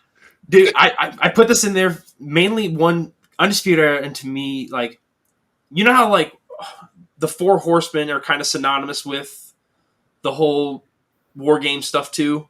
Oh, I got right? something to bring up on that. So yeah, Undisputed Era, like for the new age of war games, like the rebirth of it, I feel like fit that bill still. Like I'm not trying to say they're anywhere remotely up there as a faction, but like they fit what the whole war games base thing was around. And it was such a beautiful thing. And Pat McAfee showing us how great of a damn gem of a person he is was awesome. And I love anything Oni Lorcan and Danny Burch do. So like, it was a great just feud showing us the celebrity coming in and tearing it. Well, he was a kicker, but still. GQ, what you got for number 3? Number 3. The reason why I picked this also is because the uniqueness of some of the teaming up here. And I think it was the only time that a trio was ever in a War Games match. 1989 Great American Bash. The Road Warriors and the Midnight Express and Steve Williams defeating the Fabulous Freebirds and the Samoan SWAT team. That was a good one. one. My gosh, I totally overlooked that one. That is a very good call. Because you got to think about it. That was during the rare time when Midnight Express were faces, for one, because you even had them coming out with a face cornet after you got him in early on in that pay-per-view, him and Paulie brawled, and I think it was a tuxedo match and everything like that. I skipped through it earlier when I was watching. And then you had, like, that was the only time that the Freebirds were ever in the War Games together. Yeah. So I mean, it was good on that, especially them being home and the Road Warriors coming out on motorcycles. They weren't driving them; they were riding on the back. They were riding. We know the phrase. So yeah. But coming in, major pops and everything, I thought everything went extremely well with that. Yep, very good. Very good. Okay, so I guess that kind of brings us to our next one. I think we're at number 2, aren't we? Yep. Yeah, I think we are. Yep. I think so. All right. So my number 2, and it's actually kind of shocked some people, but here's my number 2. We just mentioned it not that long ago. It's the Bloodline versus Team Brawley Brutes. But that's my number 2. And there's just a lot of emotion in between that. It's kind of, where you have to put something on the line here, and Sammy had to put his loyalty on the line. And at the time, he had to go and make sure that he just shut off Kevin for good. But just an excellent match for the Bloodline. I mean, oh my gosh, there's so much. There's a lot involved in this match. A lot of things involved, the weapons, just a lot of unique double team or multiple person moves and all that. It's to me, it was really good, involved match with the entire Bloodline. Like I said, probably one of the strongest factions in quite a while, and to go against all of this, and Drew McIntyre, I guess after this year was on the losing end of the War Games, which from what, well, we're going to get into Drew McIntyre here in a little bit, but that's my number 2 with that match. So what you got for number 2, Z? Sting Squadron versus the Dangerous Alliance. Because when you think War Games, I'm sorry, this is the match that I think of. Like, every time I go back and like want to rewatch War Games matches and have gone back and rewatched War Games, this is always one of the first matches I watch. It has changed now because, once again, I am very heavy on the NXT version of War Games. I enjoyed almost all their matches, but this is the one match that like I have to watch if I'm going to watch War Games. I would agree. I mean, like I said, it's in my top 5. I mean, there's just so many in there, but yeah, War Games, like Like I said, you were '90s WCW kid, so I can't fault you for that. So yeah, I mean, I remember the NWO one really heavy and stuff. The NWO versus WCW one and how good that was. But I just remember when the internet first became a thing, and we could go back and look up all these videos and find them on the interwebs versus LimeWire and all those places, and you got your kick, right? Right. This was one of the matches that would always pop up and heavy watched. There you go. Yeah. So mine is going to take an interesting turn here. Oh, goodness. 1991 Wrestle War. And that was the team of, hold on, I'm going to read it backwards here. Sting, Brian Pillman, and the Steiner brothers taking on the Four Horsemen. What made this one really unique and on my radar for it is it's the only time out of 15 times that the Horsemen were in War Games, the only time that they won it. Yeah, with the Horsemen won? Yeah, the Horsemen won this one against them. This was the first time that they had won a War Games match out of 15 times that they were in it. And I think that's the biggest record right now is the Horsemen being in it 15 times. I actually wrote some of that down real quick. Mainly Arn Anderson and Tully Blanchard, because there was always other versions of the Horsemen and everything. Flair missed one of them. But 15 times they were in and only won once. Okay. Yeah, that I could, actually. Yeah, like I said, I think he missed the one that I had in here, which was '92, because he was still involved in WWE at that time. So that might have been it, because I think they were still trying to do the Horsemen without him. Yeah, right. So, like I said, with that loss. So, all right. So we're here to our number one here for top War Games matches. I'm sorry, I'm old school, and I'm not afraid to say it. It's the first one, the Four Horsemen. With all of them, including J.J. Dillon, are going against the Road Warriors, Dusty Rhodes, Nikita Koloff, and Precious Paul Ellering. And that is the Great American Bash on July 4th of '87. And I'm here to say, I think I would prefer to have, for some safety precautions, not to have it, but I like having the roof on top of the War Games. That's just me. But doing the plexus on top, like where. Oh, who was it? Wasn't that Sid Vicious on Brian Pillman? I can't remember. I thought Luger did it a few times. I think Luger did it at one time too. But you're talking about the press slam. The press slam onto the cage roof, like. Road Warriors, Animal. I thought did it. I don't remember. I just remember like there's certain wrestlers that did it, and that to me is like a marquee spot of War Games, and it's just so awesome. And I wish the top was still on. I'm all for the top, and I know people like doing their stuff off the top of the cage going down. I understand, and we have Hell in a Cell now, so that has a roof on it. So I don't know. To me, my old school says let's put the roof back on it. But to me, when I want to venture back into War Games and get my fire going, this is the match top one that I always go to. So that's my number one. So what do you got, Z, on yours?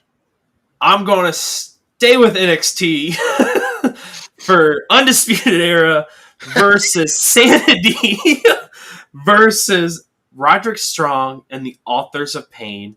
And I think was the first time there was ever a triple threat inside War Games. Oh, there's a triple threat War Games? Yes. So NXT gave us a triple threat War Games where Adam Cole in the Undisputed Era versus Sanity and Roderick Strong and Authors of Pain. And that match was brutal, bro. So like that's the brutality in that match for that time in wrestling, like for this time in wrestling, because they slowed down a lot in WWE with the hardcore styles, right? And so it was just brutal match. And it showcased the whole group very well. It's one of my favorites. It's just so well done. And I'm a stupid mark for Undisputed Era.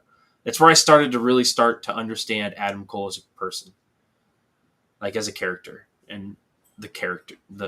So I got to give a big shout out to him and the Undisputed Era. So for mine, I'm just going to show my text file because that way, so you know I'm not making it up. Number 1 is 1987 Great American Bash. That's funny. That is so funny. Well, I mean, like I said, again, the one that started it all, definitely. I mean, well, I mean, sometimes. Here we go. Oh, good. Okay. Yeah, sometimes you got to go back to your roots as far as, what started it all. And to me, that's what started it all. And no, but I'm happy at least I matched somebody with the same. I know I'm not but Z did say I am NXT heavy on this, so I mean, I was just being honest, yeah, no, man, I know. Shoot, I mean that's all we can do. I mean, at least what we feel, and that's what makes everything great. Because all of these are great matches. Never mind, it's just we're not all going to have the same list. I am somebody though, with Power Rangers. I'm a big Power Ranger fan. When I talk Power Rangers, I automatically, for some reason, it just goes down the line with things. I always take out the first season because Mighty Morphin is just the coolest. So it doesn't get talked about, and that's how I feel about this in some sense, because I'm going to go and watch that one 100% all the time, and I love it. So it's in my top 10. But I don't know. I think the number 1 should be just removed in some sense. Like Hulk Hogan, why are we talking about him not being the greatest? He was. Just stop worrying about it. Who's under him now, or who beside him? One of the two. Right. Exactly. Yeah. So, all right. So now we come to the point here, guys. We've been going for quite a while here, and I think it's that time for that point in the week. Golden memes. That's right. You waited for it, and here it goes, guys. There you go. It's wrestling's gold memes, everybody here. And man, I'll tell you what, you had your nice fill, you had all the trimmings and everything else here, and you're just exhausted here. And we know that the holidays are coming around the corner. Some people want turkey again. You don't want it. Some people like ham, some people don't like ham, but just save yourself the trouble this coming Christmas, guys. Get it in early. That's right. You want to go ahead and order some QFC. There you go.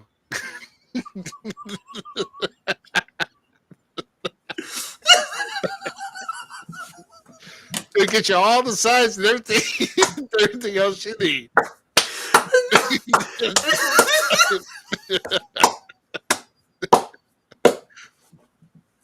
Special orders we can't talk about, but it's still so delicious.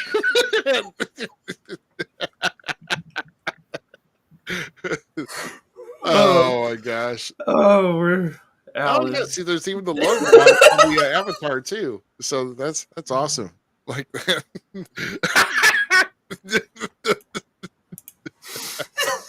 Oh. So get your orders in now for some QFC. Let's go to our first meme here.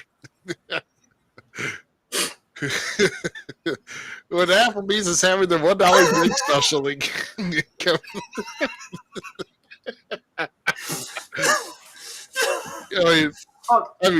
gotta lost out that chicken somehow.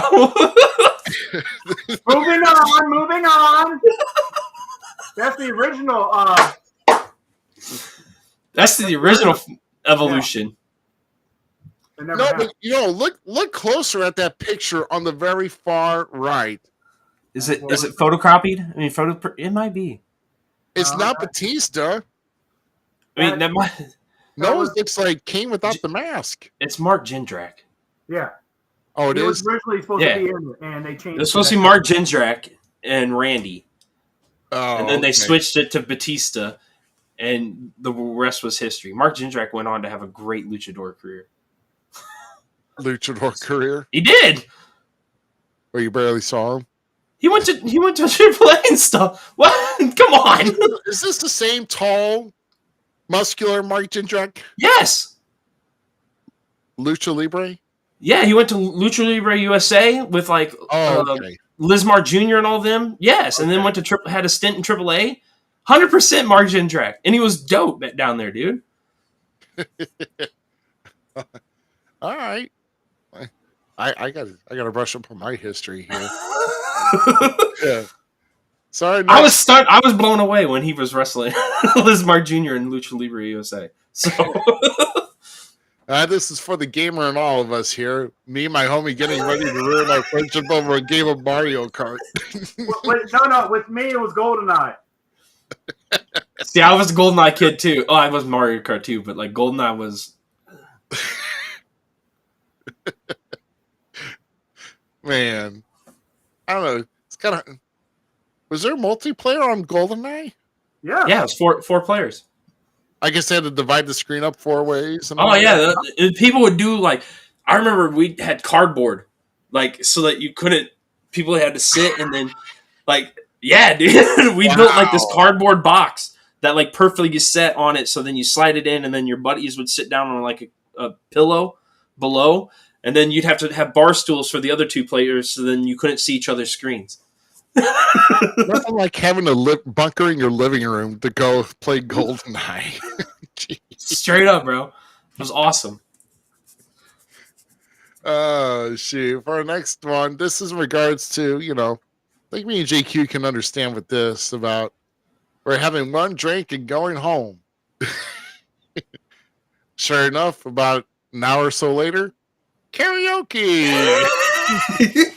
Look at Bailey's just disappointed mom face.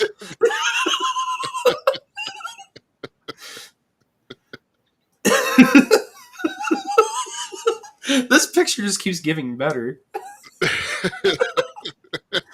She looks so disappointed. Like, it's kind of like having that group karaoke song, and you're like, "Come on up here." Okay, I'm not going to do anything.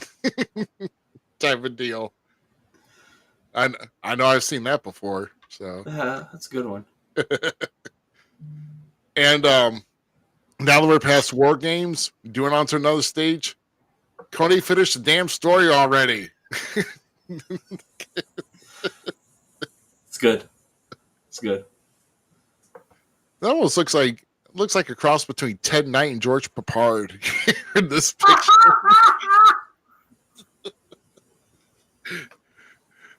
That's old school. If you don't know that, go and look them up. So, and finally, since we saw the return of that one individual that I had the stage last week, but this is just still funny to read through. Dear Vince, I texted you and still ain't calling. I fought the bug scared Tony and left Luke Perry's son bawling. I did everything you asked, fam. Now call me back, sign your biggest fan, Pepsi Man. Dude, did you see the one of like Triple H? He's taking a call, and it's that whole thing, like, but in reverse now. Thanks for sabotaging Tony Khan and AEW. Come on home now, bud. It's Triple H saying it to CM Punk. It's good. It's a good one. Oh, crap. Well, there you go for Golden Memes for this week. Hey, hold on. No, I just want to point out something. If you order the chicken from me, this is what's going to happen to you. Who's that? That's Ruby. That's supposed to be me. That is you. I don't see the resemblance. Next. It is. Trust me. It is me. Oh, he's about to take a big, ugly shiznit. No one can take a pinfall. Okay, so let's go. Let's move into top Survivor Series elimination matches, and let's see. Let's have Z start out with number 5 this time. So I'm going down the way of maybe a GQ answer, potentially. So my number 5 is starting off with the royal family versus Clown R Us. That is Jerry Lawler. Whatever, I'm not going to name all that. Sleazy. Yeah, versus Dink the Clown, Doink the Clown, Pink the Clown, and Wink the Clown. And Tyler Cooley was Dink. So. Dude, it's I'm a sucker for comedy stuff, man. So it was good comedy. You know what? At least you're giving a shout out to Tyler Cooley. So come on, it's a good Survivor Series match. I love it. It's one of my favorites. Unique, and different, definitely. Yeah, it's there. All right. So we'll go GQ next on the number 5. My number 5 is 1995. Now, you're going to see the reason why, because you don't know how unique this is until later years. The Dark Side, which is The Undertaker, Savio Vega, Fatu, and Henry Godwin, with Paul Bearer defeating the Royals, King Mabel, Jerry Lawler, Isaac Yankem, and Hunter Hearst Helmsley with Sir Mo. What's unique about that? One side's all royalty. Okay, how do you put Isaac Yankem as royalty? I think he wasn't Angus King here, so I mean, it's like the Undertaker and all these not so good gimmicks. No, actually no, I can't say that. It was the BSK. Oh, members of the BSK. The only time they teamed together. Shit, I didn't even think about that. I didn't think about that either. It was the Click being the Click without being the Click. Shemak! There you go. But when you look at it, that's unique because that was the BSK before anybody knew who the BSK was. Well, it wasn't even, yeah. That just recently became really public too. Yeah. Those photos of those guys hanging out, man. I would have loved to have been hanging out with those cats.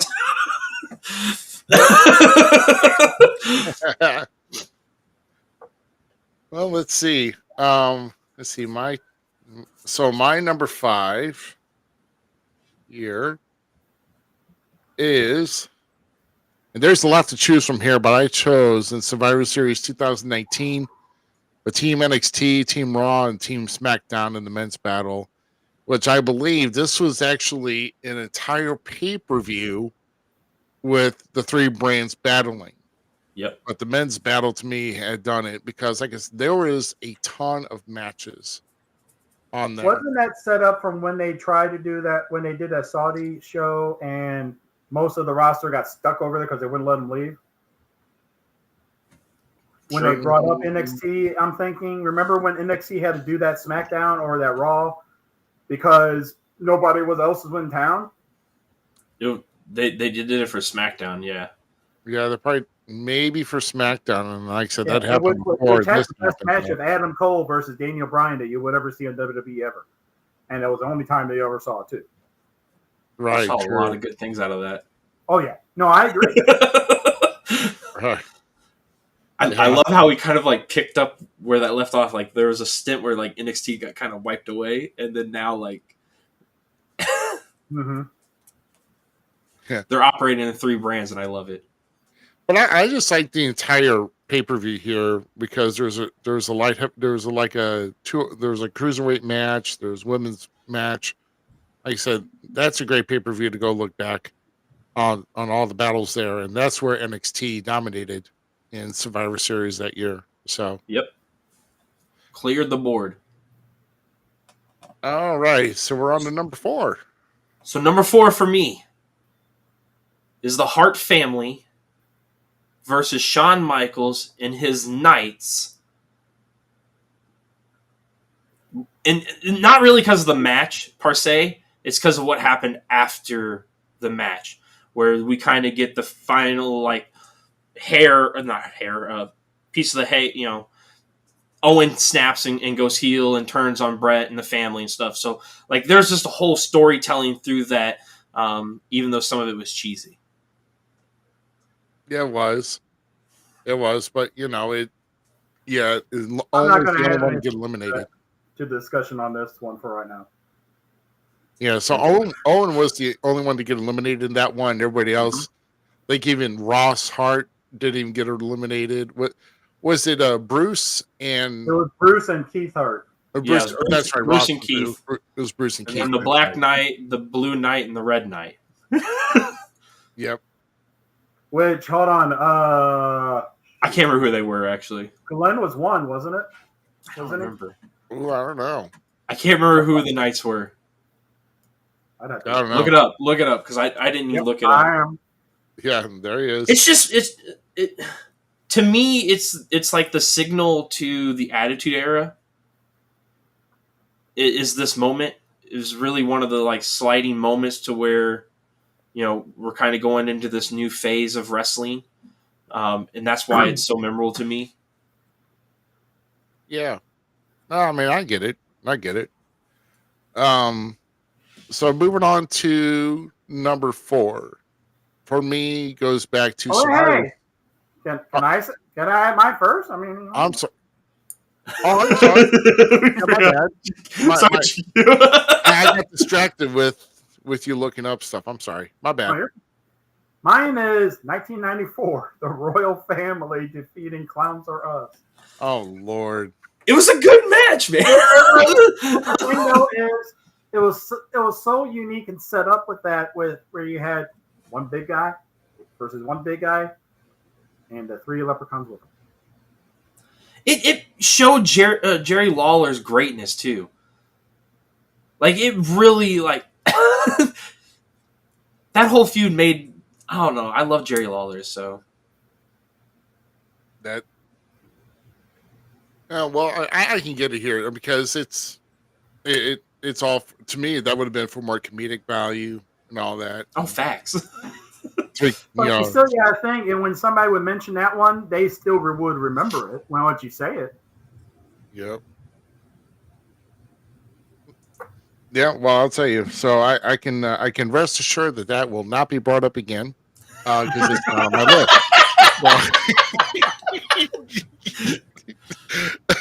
Just saying. Here's my number 4. Go back to Survivor Series 2003 with Team Austin versus Team Bischoff, where they both were sharing general manager duties of Monday Night Raw, and the loser goes packing. And Team Bischoff prevailed in this one, sent Stone Cold packing from the general manager spot.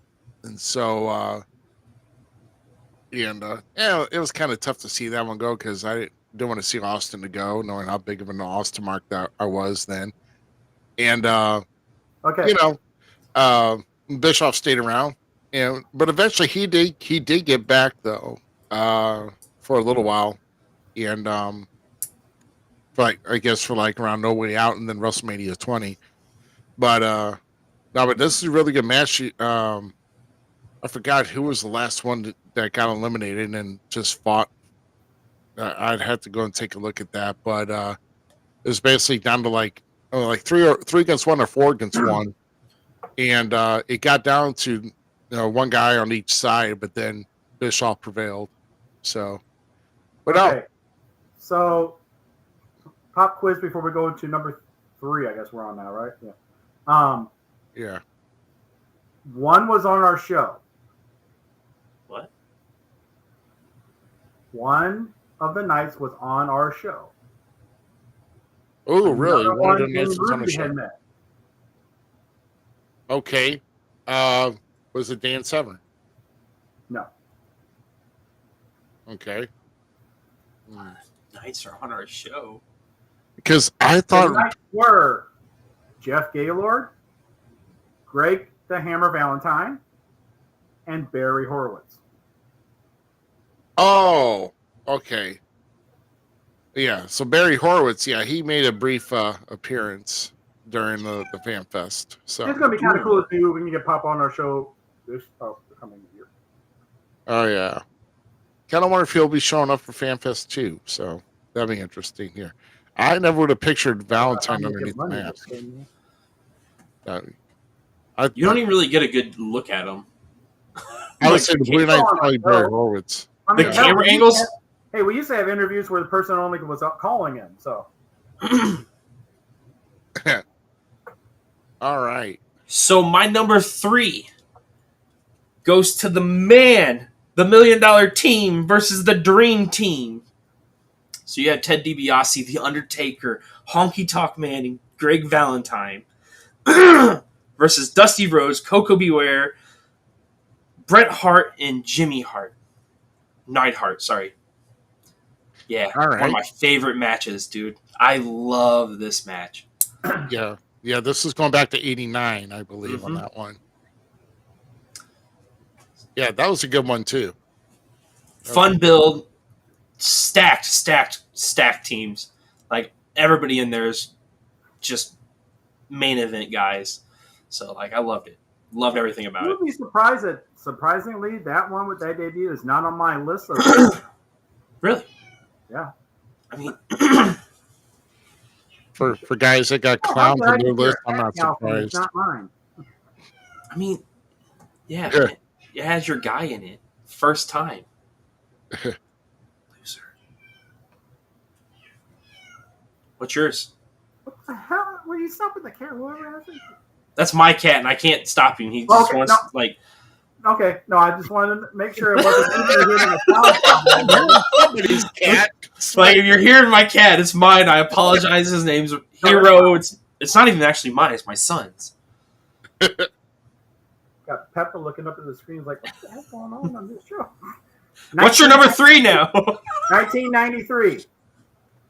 It's unique in so many different ways that even though it was billed as somebody who was supposed to be in the match, but never was in the match.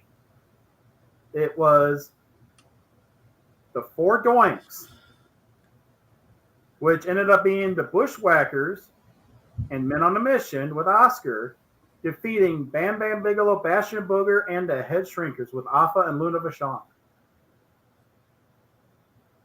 Because you hear the then you go into the one and you go into the rap and everything. But when you look at it even more so, it's eerie that about half of that match is gone.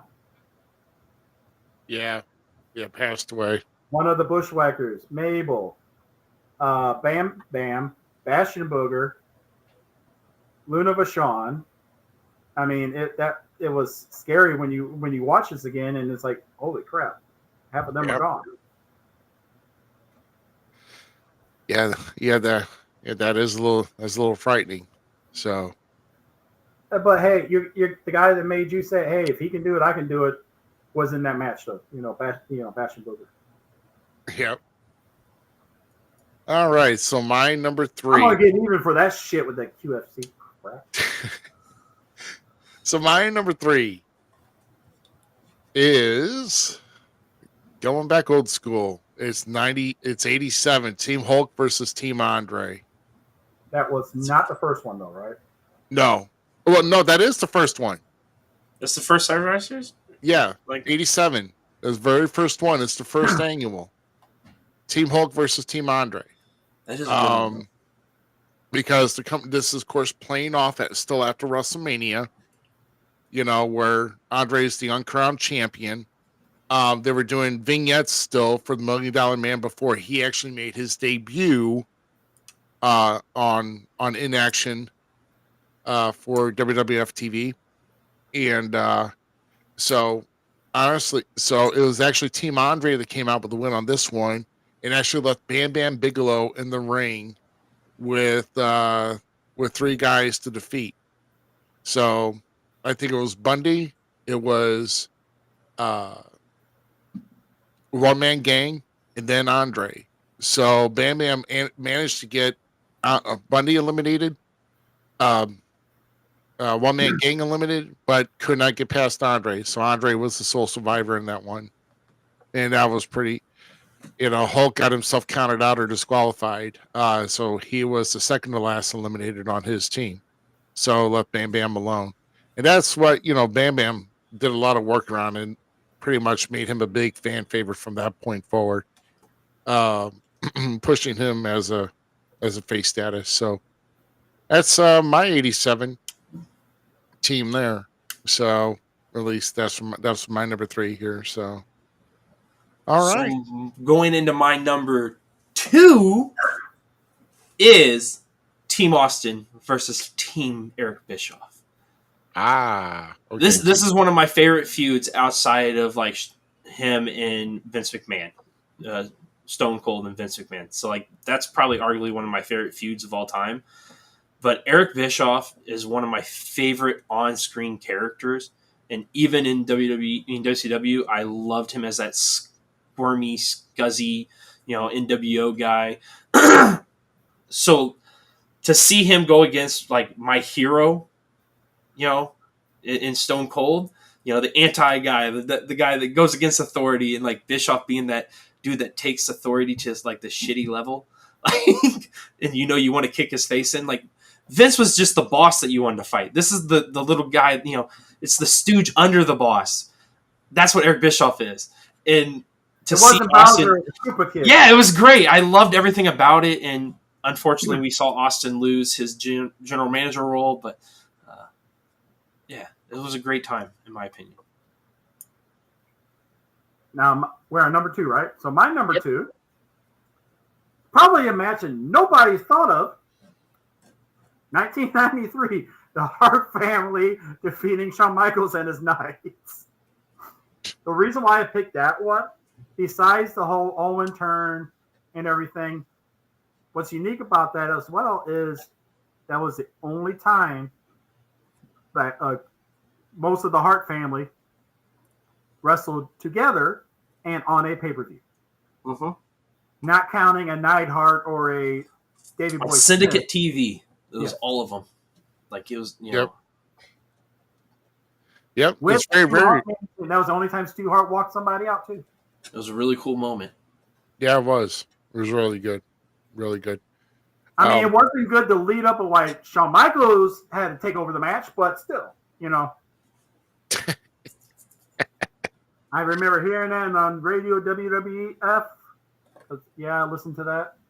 But it's what told me about a show in Dupo that I snuck into with WWE show. But anyway, I thought still it ended up doing great with it, especially giving Owen that push and giving them that spotlight at least one time. Yeah. I love the ending how just Shawn walks out. Yeah. Yeah. Oh. So my number 2 is going to go to Survivor Series 2014 that was here in St. Louis. Team Cena versus Team Authority.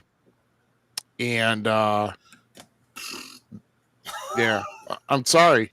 I'm so anti-Team Cena, that's not funny. Yeah, I know.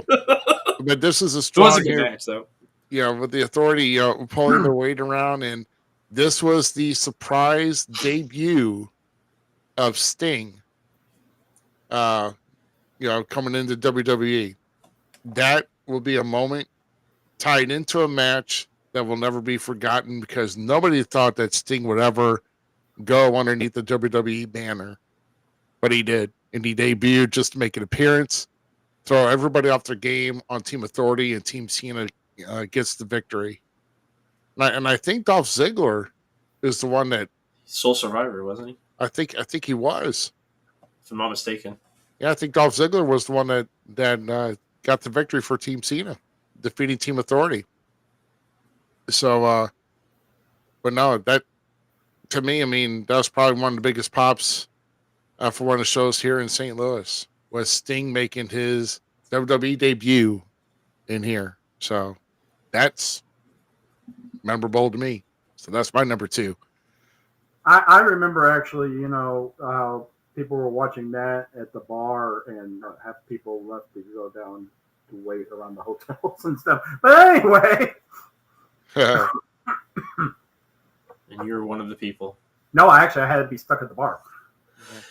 And for my number... Oh, go ahead, Rudy. Sorry. No, go ahead. I'm sorry. I was going to be dumb. Never mind. I'm not going to be dumb. Go ahead. Okay, so and for my number one, it is Team WWF versus the Alliance. Mainly because, like, being the WCW kid, and I loved ECW, I wanted to see them get one over on Vince McMahon and kick some butt and all that stuff, and you know how it all ended. But still, we got some good feuds out of it. Not the feuds that we deserved, and we probably will never get, because at that time, man, I was really hoping we were going to get some really real dream matches. They majorly dropped the ball on it. But this is the crowning jewel at the end of it all, and I still loved it. It was still fun. It had a bunch of my favorite guys in it. I'm a big Chris Jericho fan, so like he was in it. Big Show was in it. Kane, even one of your favorites that you didn't even want to mention earlier, Undertaker. So like you had all this star-studdedness, and came up short. Yep. And who was on the WCW side at that time? Austin. Yep. Rob Van.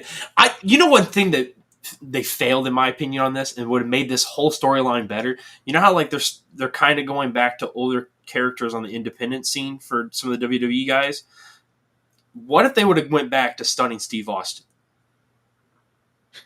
at that time? Like when he switched to the Alliance, he took up the old moniker and the whole and went back a little bit. Like, oh, that would have been fun. What ifs? But still, it's one of my favorite moments. Like I love it. It's ingrained in my head, that feud. So, all right, GQ, what you got for number one? My number one is 1991, which is the match of Ric Flair, the Mountie, Ted DiBiase, and the Warlord with Mr. Perfect, Jimmy Hart, Sensational Sherry, and Harvey Wippleman. Good Lord, that was manager heavy there. Defeating Roddy Piper, Bret Hart, Virgil, and the British Bulldog.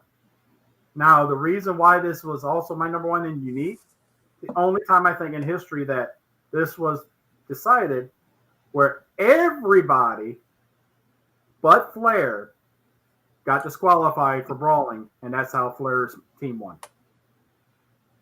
Disqualified for what? Brawling. I guess not breaking the 5 count. Yeah, I got it. I'm not that slow, GQ. I'm just saying. Wasn't he talking to you? It's that butter. It's that butter. Well, I was thinking in my head throughout this countdown that I was going to call Zach and GQ hoods and clowns, because that's all I heard this entire countdown. Nothing but hoods and clowns. But Z, you are the saving grace from that, because here's my number one. Team WWF versus Team Alliance. It's so much on this line. Team Cena versus Team Authority. Just saying. What? You didn't have... No. It didn't pop up right. Don't worry. I'm with you. I got you. Okay. I saved that too. Freaking restream. Anyway. Brought to you by Blog Talk Radio. Anyway. Yeah. Why plug those ass? All right. Anyway. But no, Team WF versus Team Alliance. That's my number one. Right there. Awesome. Yes. To me. There was so much involved there with so much and I agree with GQ. There was a lot more they could have done with this invasion angle. I mean, you just bought a company. Why not give you could have stretched this out for at least a year, but they killed this in 5 months. 5 months on the entire thing. The only way they could have worked, though, is if they got Sting then. That's the biggest thing there. I totally disagree, because there's a lot of other star power. Even at that time, like, people don't give any credit to DDP and freaking. We didn't get the DDP we deserved.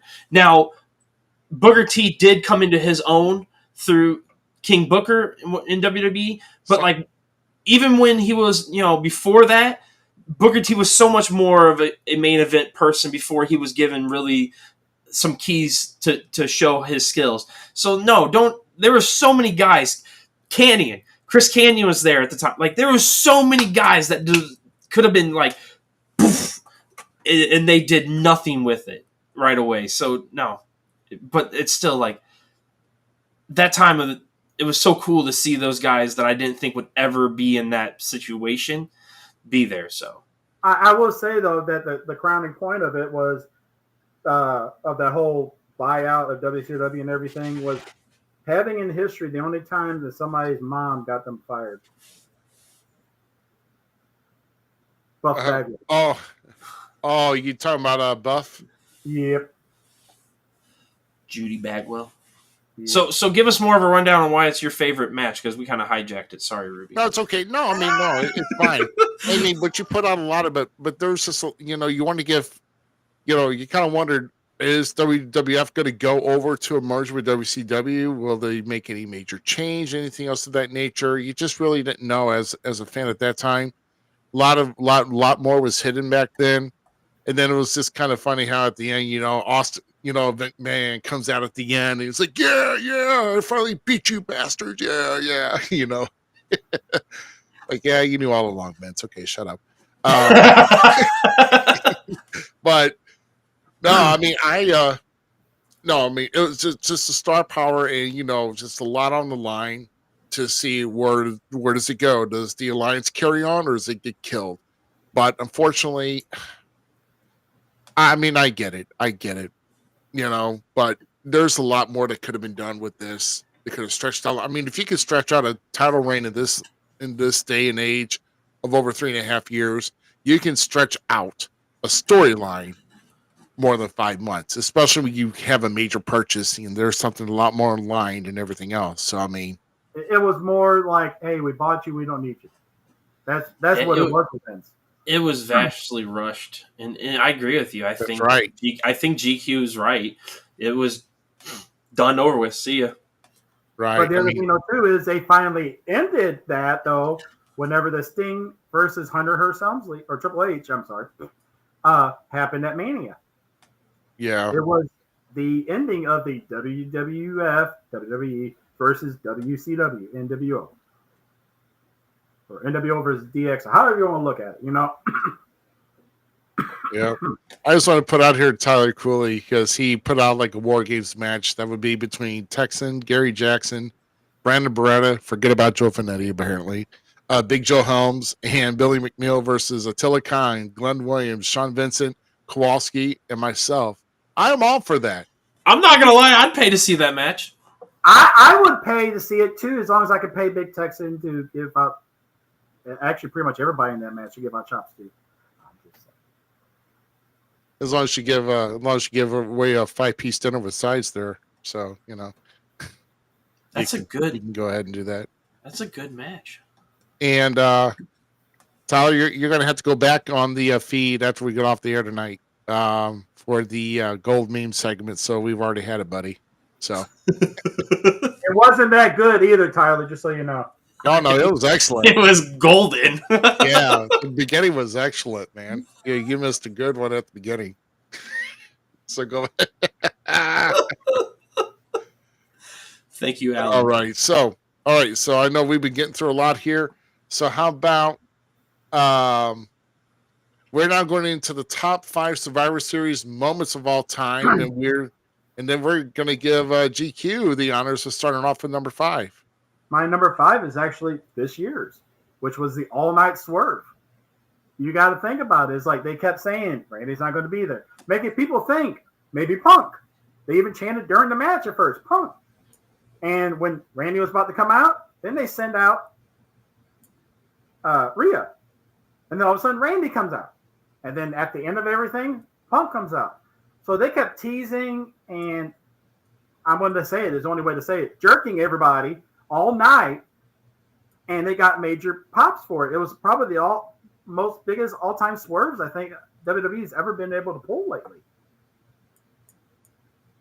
Yeah, and then when you thought that everything was done for it, they did it right after they showed the credits, and of course, some people like myself turn off the pay-per-view, having to do something else, and there shows Punk and Seth is giving fingers. So yeah, there you go.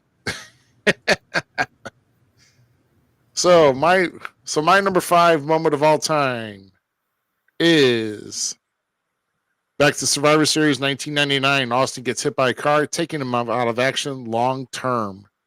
And we know that Steve, at this time, this was over 2 years after he got dropped on his head through a sit-down pile driver by Owen, having to battle bone spurs, everything else, battle through pain, and his time was about due.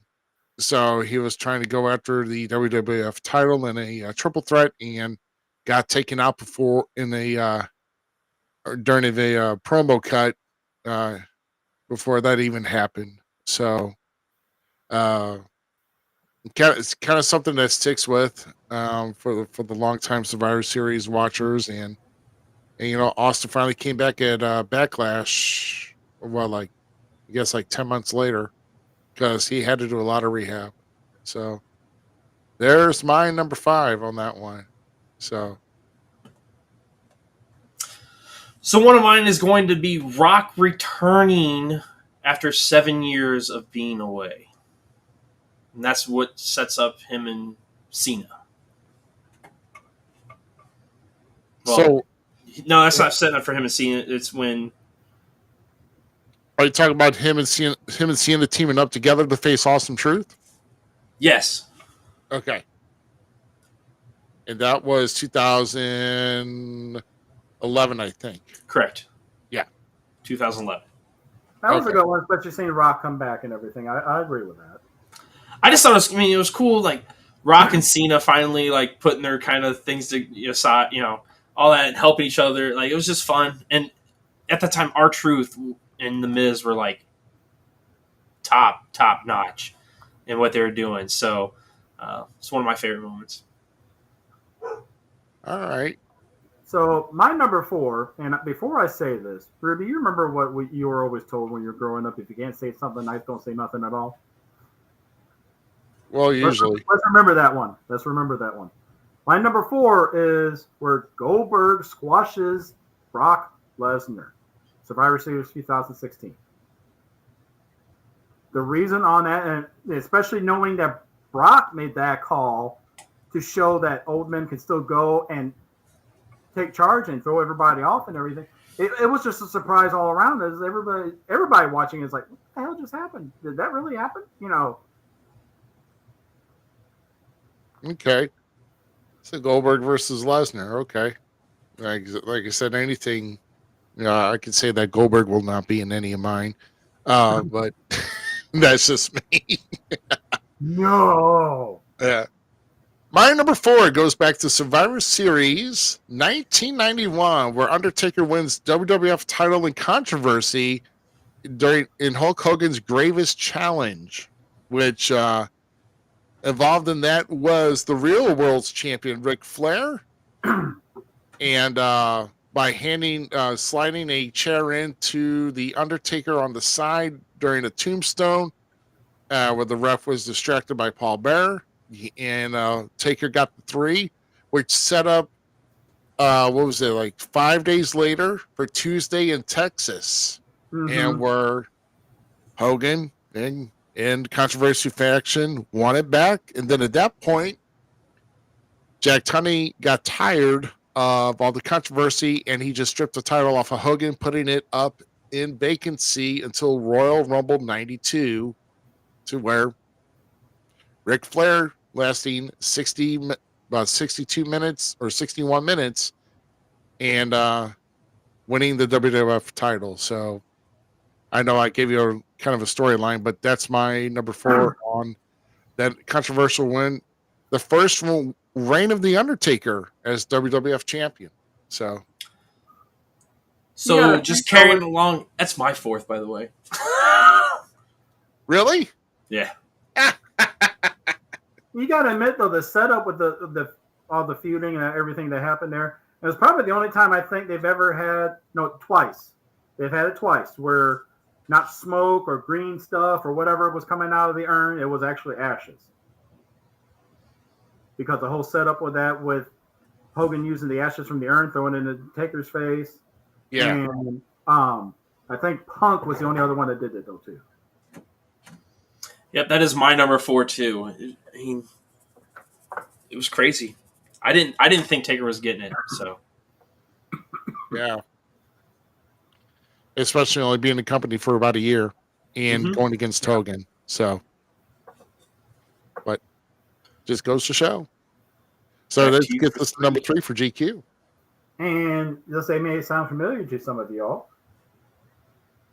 Team Cena versus Team Authority, 2014, which was Sting's debut. Again, you got to think, though, he was the last icon from that era and that company that had never come over to the WWE. Right. It was memorable on so many levels on that. Yeah.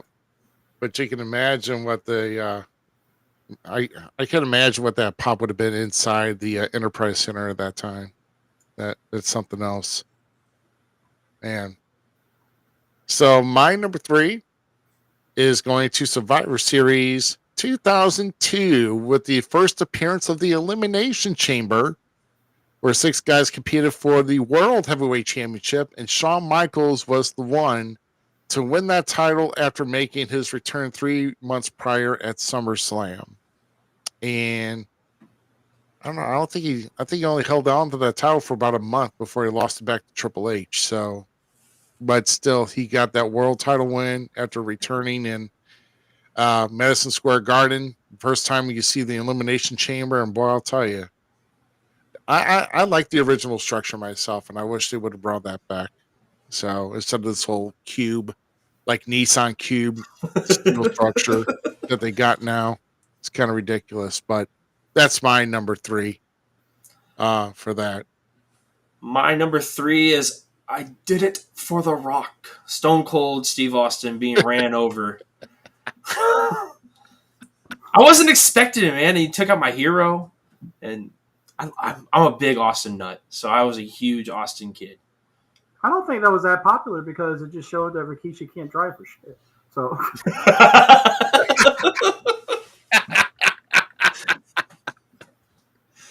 that is true. I did not take classes.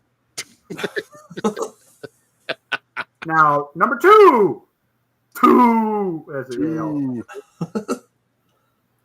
the Montreal Screwjob. So I think Brett screwed Brett.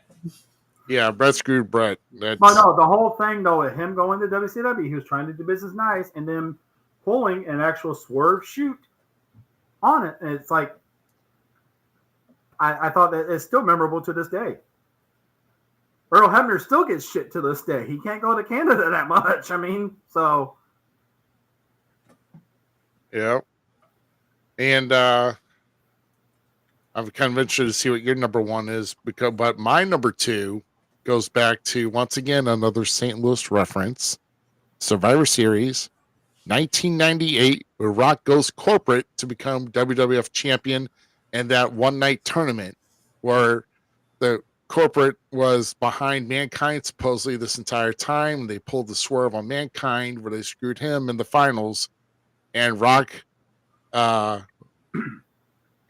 from being the face to the heel, and just like that. And so he took the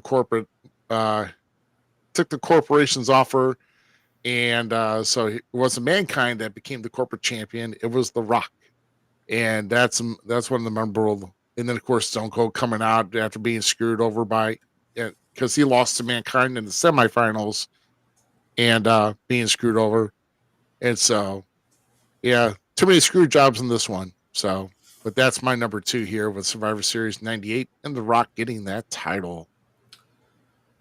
Mine is once again going back to WWE versus the Alliance, because everything was on the line. Like, all the matches were set up. Like, that whole card was set up to be WWE versus the Alliance all the way through. And, like, I don't know. It just felt big. If it would have went through with how it should have been, it would definitely been more memorable. I mean, I kind of agree. Like, I kind of agree, but yeah, it was I loved it. Champion for a lot of those too, like U.S. title versus Intercontinental title. Yeah, a lot of merging title, like there were merging titles at that time. Like, it was just a really cool time to be part of wrestling. It was a unique experience that I don't think will ever be recreated.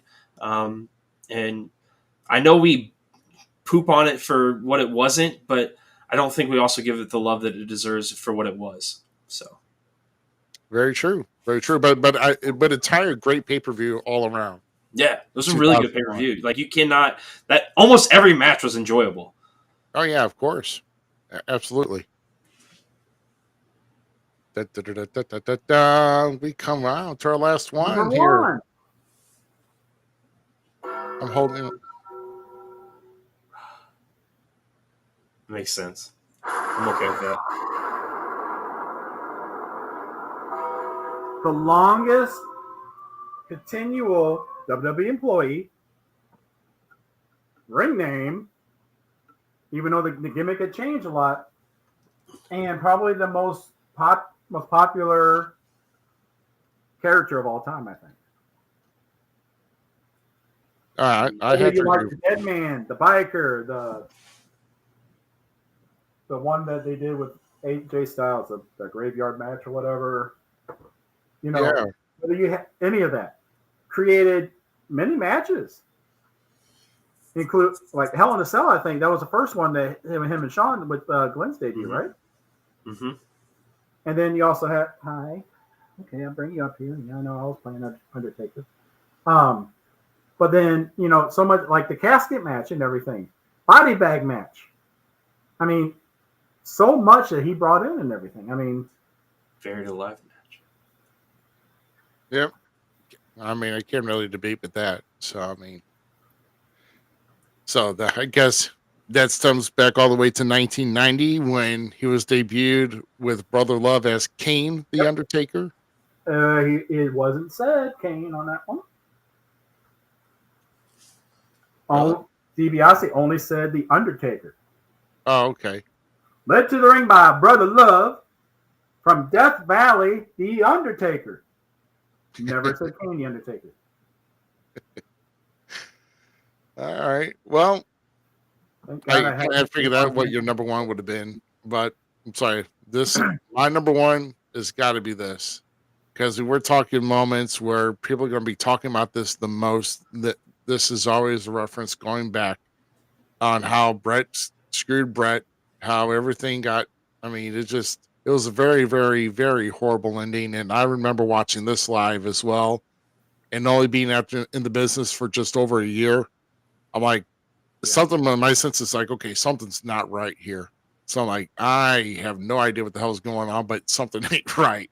So that was also during the time when it wasn't all that big with the internet, with all the dirt sheets, as they call them now, and everything. Right. You found some stuff that you heard that Brett's leaving to WCW. He's like, whoa, I wonder, he's still going to wrestle? He's still going to drop? Or wrestle, I mean. And it's like, sweet, let's see how this goes. Like, oh, that don't look right. That don't look real. That looks like there shouldn't have happened. This is my number one, too. So this is the number one for me. And see, I remember because I was that kid that rewired the black and white TV into a cable box so I could listen to it or I could hear it, right? I couldn't do both. So I remember watching it and seeing what was happening with no dialogue being put to it.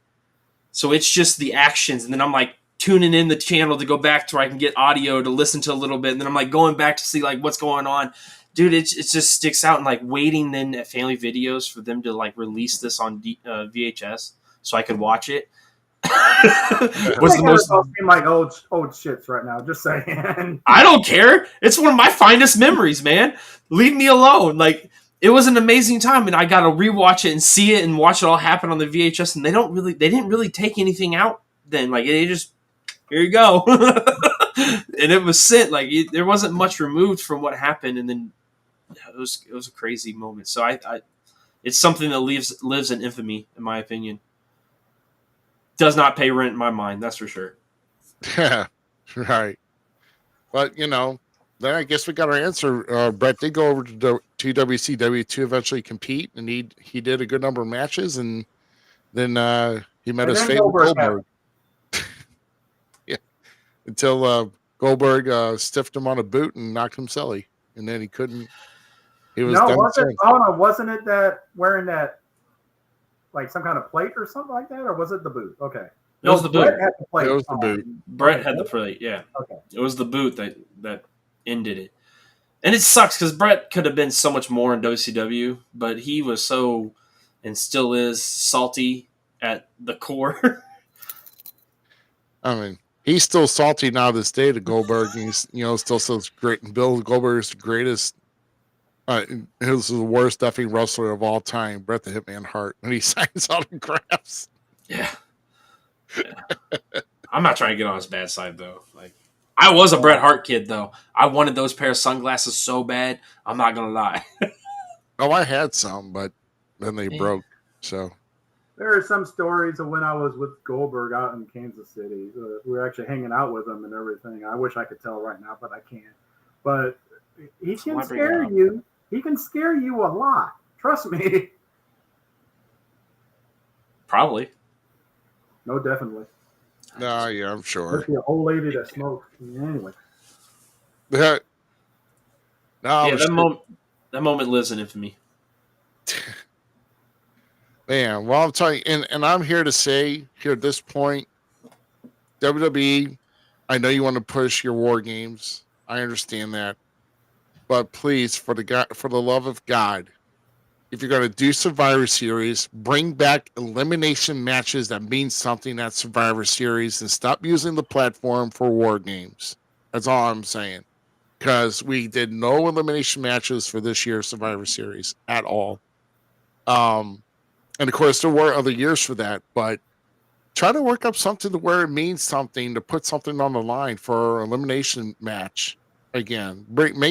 Make Survivor Series 2024 something that's, not going to be, oh, well, here's more war games. No, make war games a pay-per-view. That's what I'm saying. Make war games its own pay-per-view, have separate matches outside the main war games matches, but make war games its own pay-per-view. And I mean, I'll be settled with that, and you don't have to put the roof on it. So that's my plea. That's all I'm saying. So bring back Fall Brawl. Dude, I think that's still one of the dopest names. I'm not gonna lie. When I saw that as a kid, I was like, "Yeah, Fall Brawl." It all started with the Clash of the Champions, I believe, where they named one of their Clash of the Champions Fall Brawl, and they just. I want to say you're right. Oh, I know I'm right. Yeah. You don't. Do I need to age myself again to let you know I'm right? Go ahead. No, I'm not going to do it. Go on, Mr. A-Track. Mr. A-Track. Funny. Such a funny guy you are. But no, I mean, hopefully everybody enjoyed the list. Go back and listen again if you missed part of it. I know Tyler Cruelly's going to go back and watch the Golden Memes.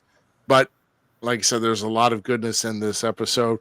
Next week, we will have a guest here for you. And we will post it officially here. But I will let you know here that next week we will have Trending Trent Daniels on here, who recently just got done with a title unification match down in Cape Championship Wrestling. He is now the holder of 2 heavyweight titles now. And we're going to have him on here next week. And he's also got some other stuff going on here, too.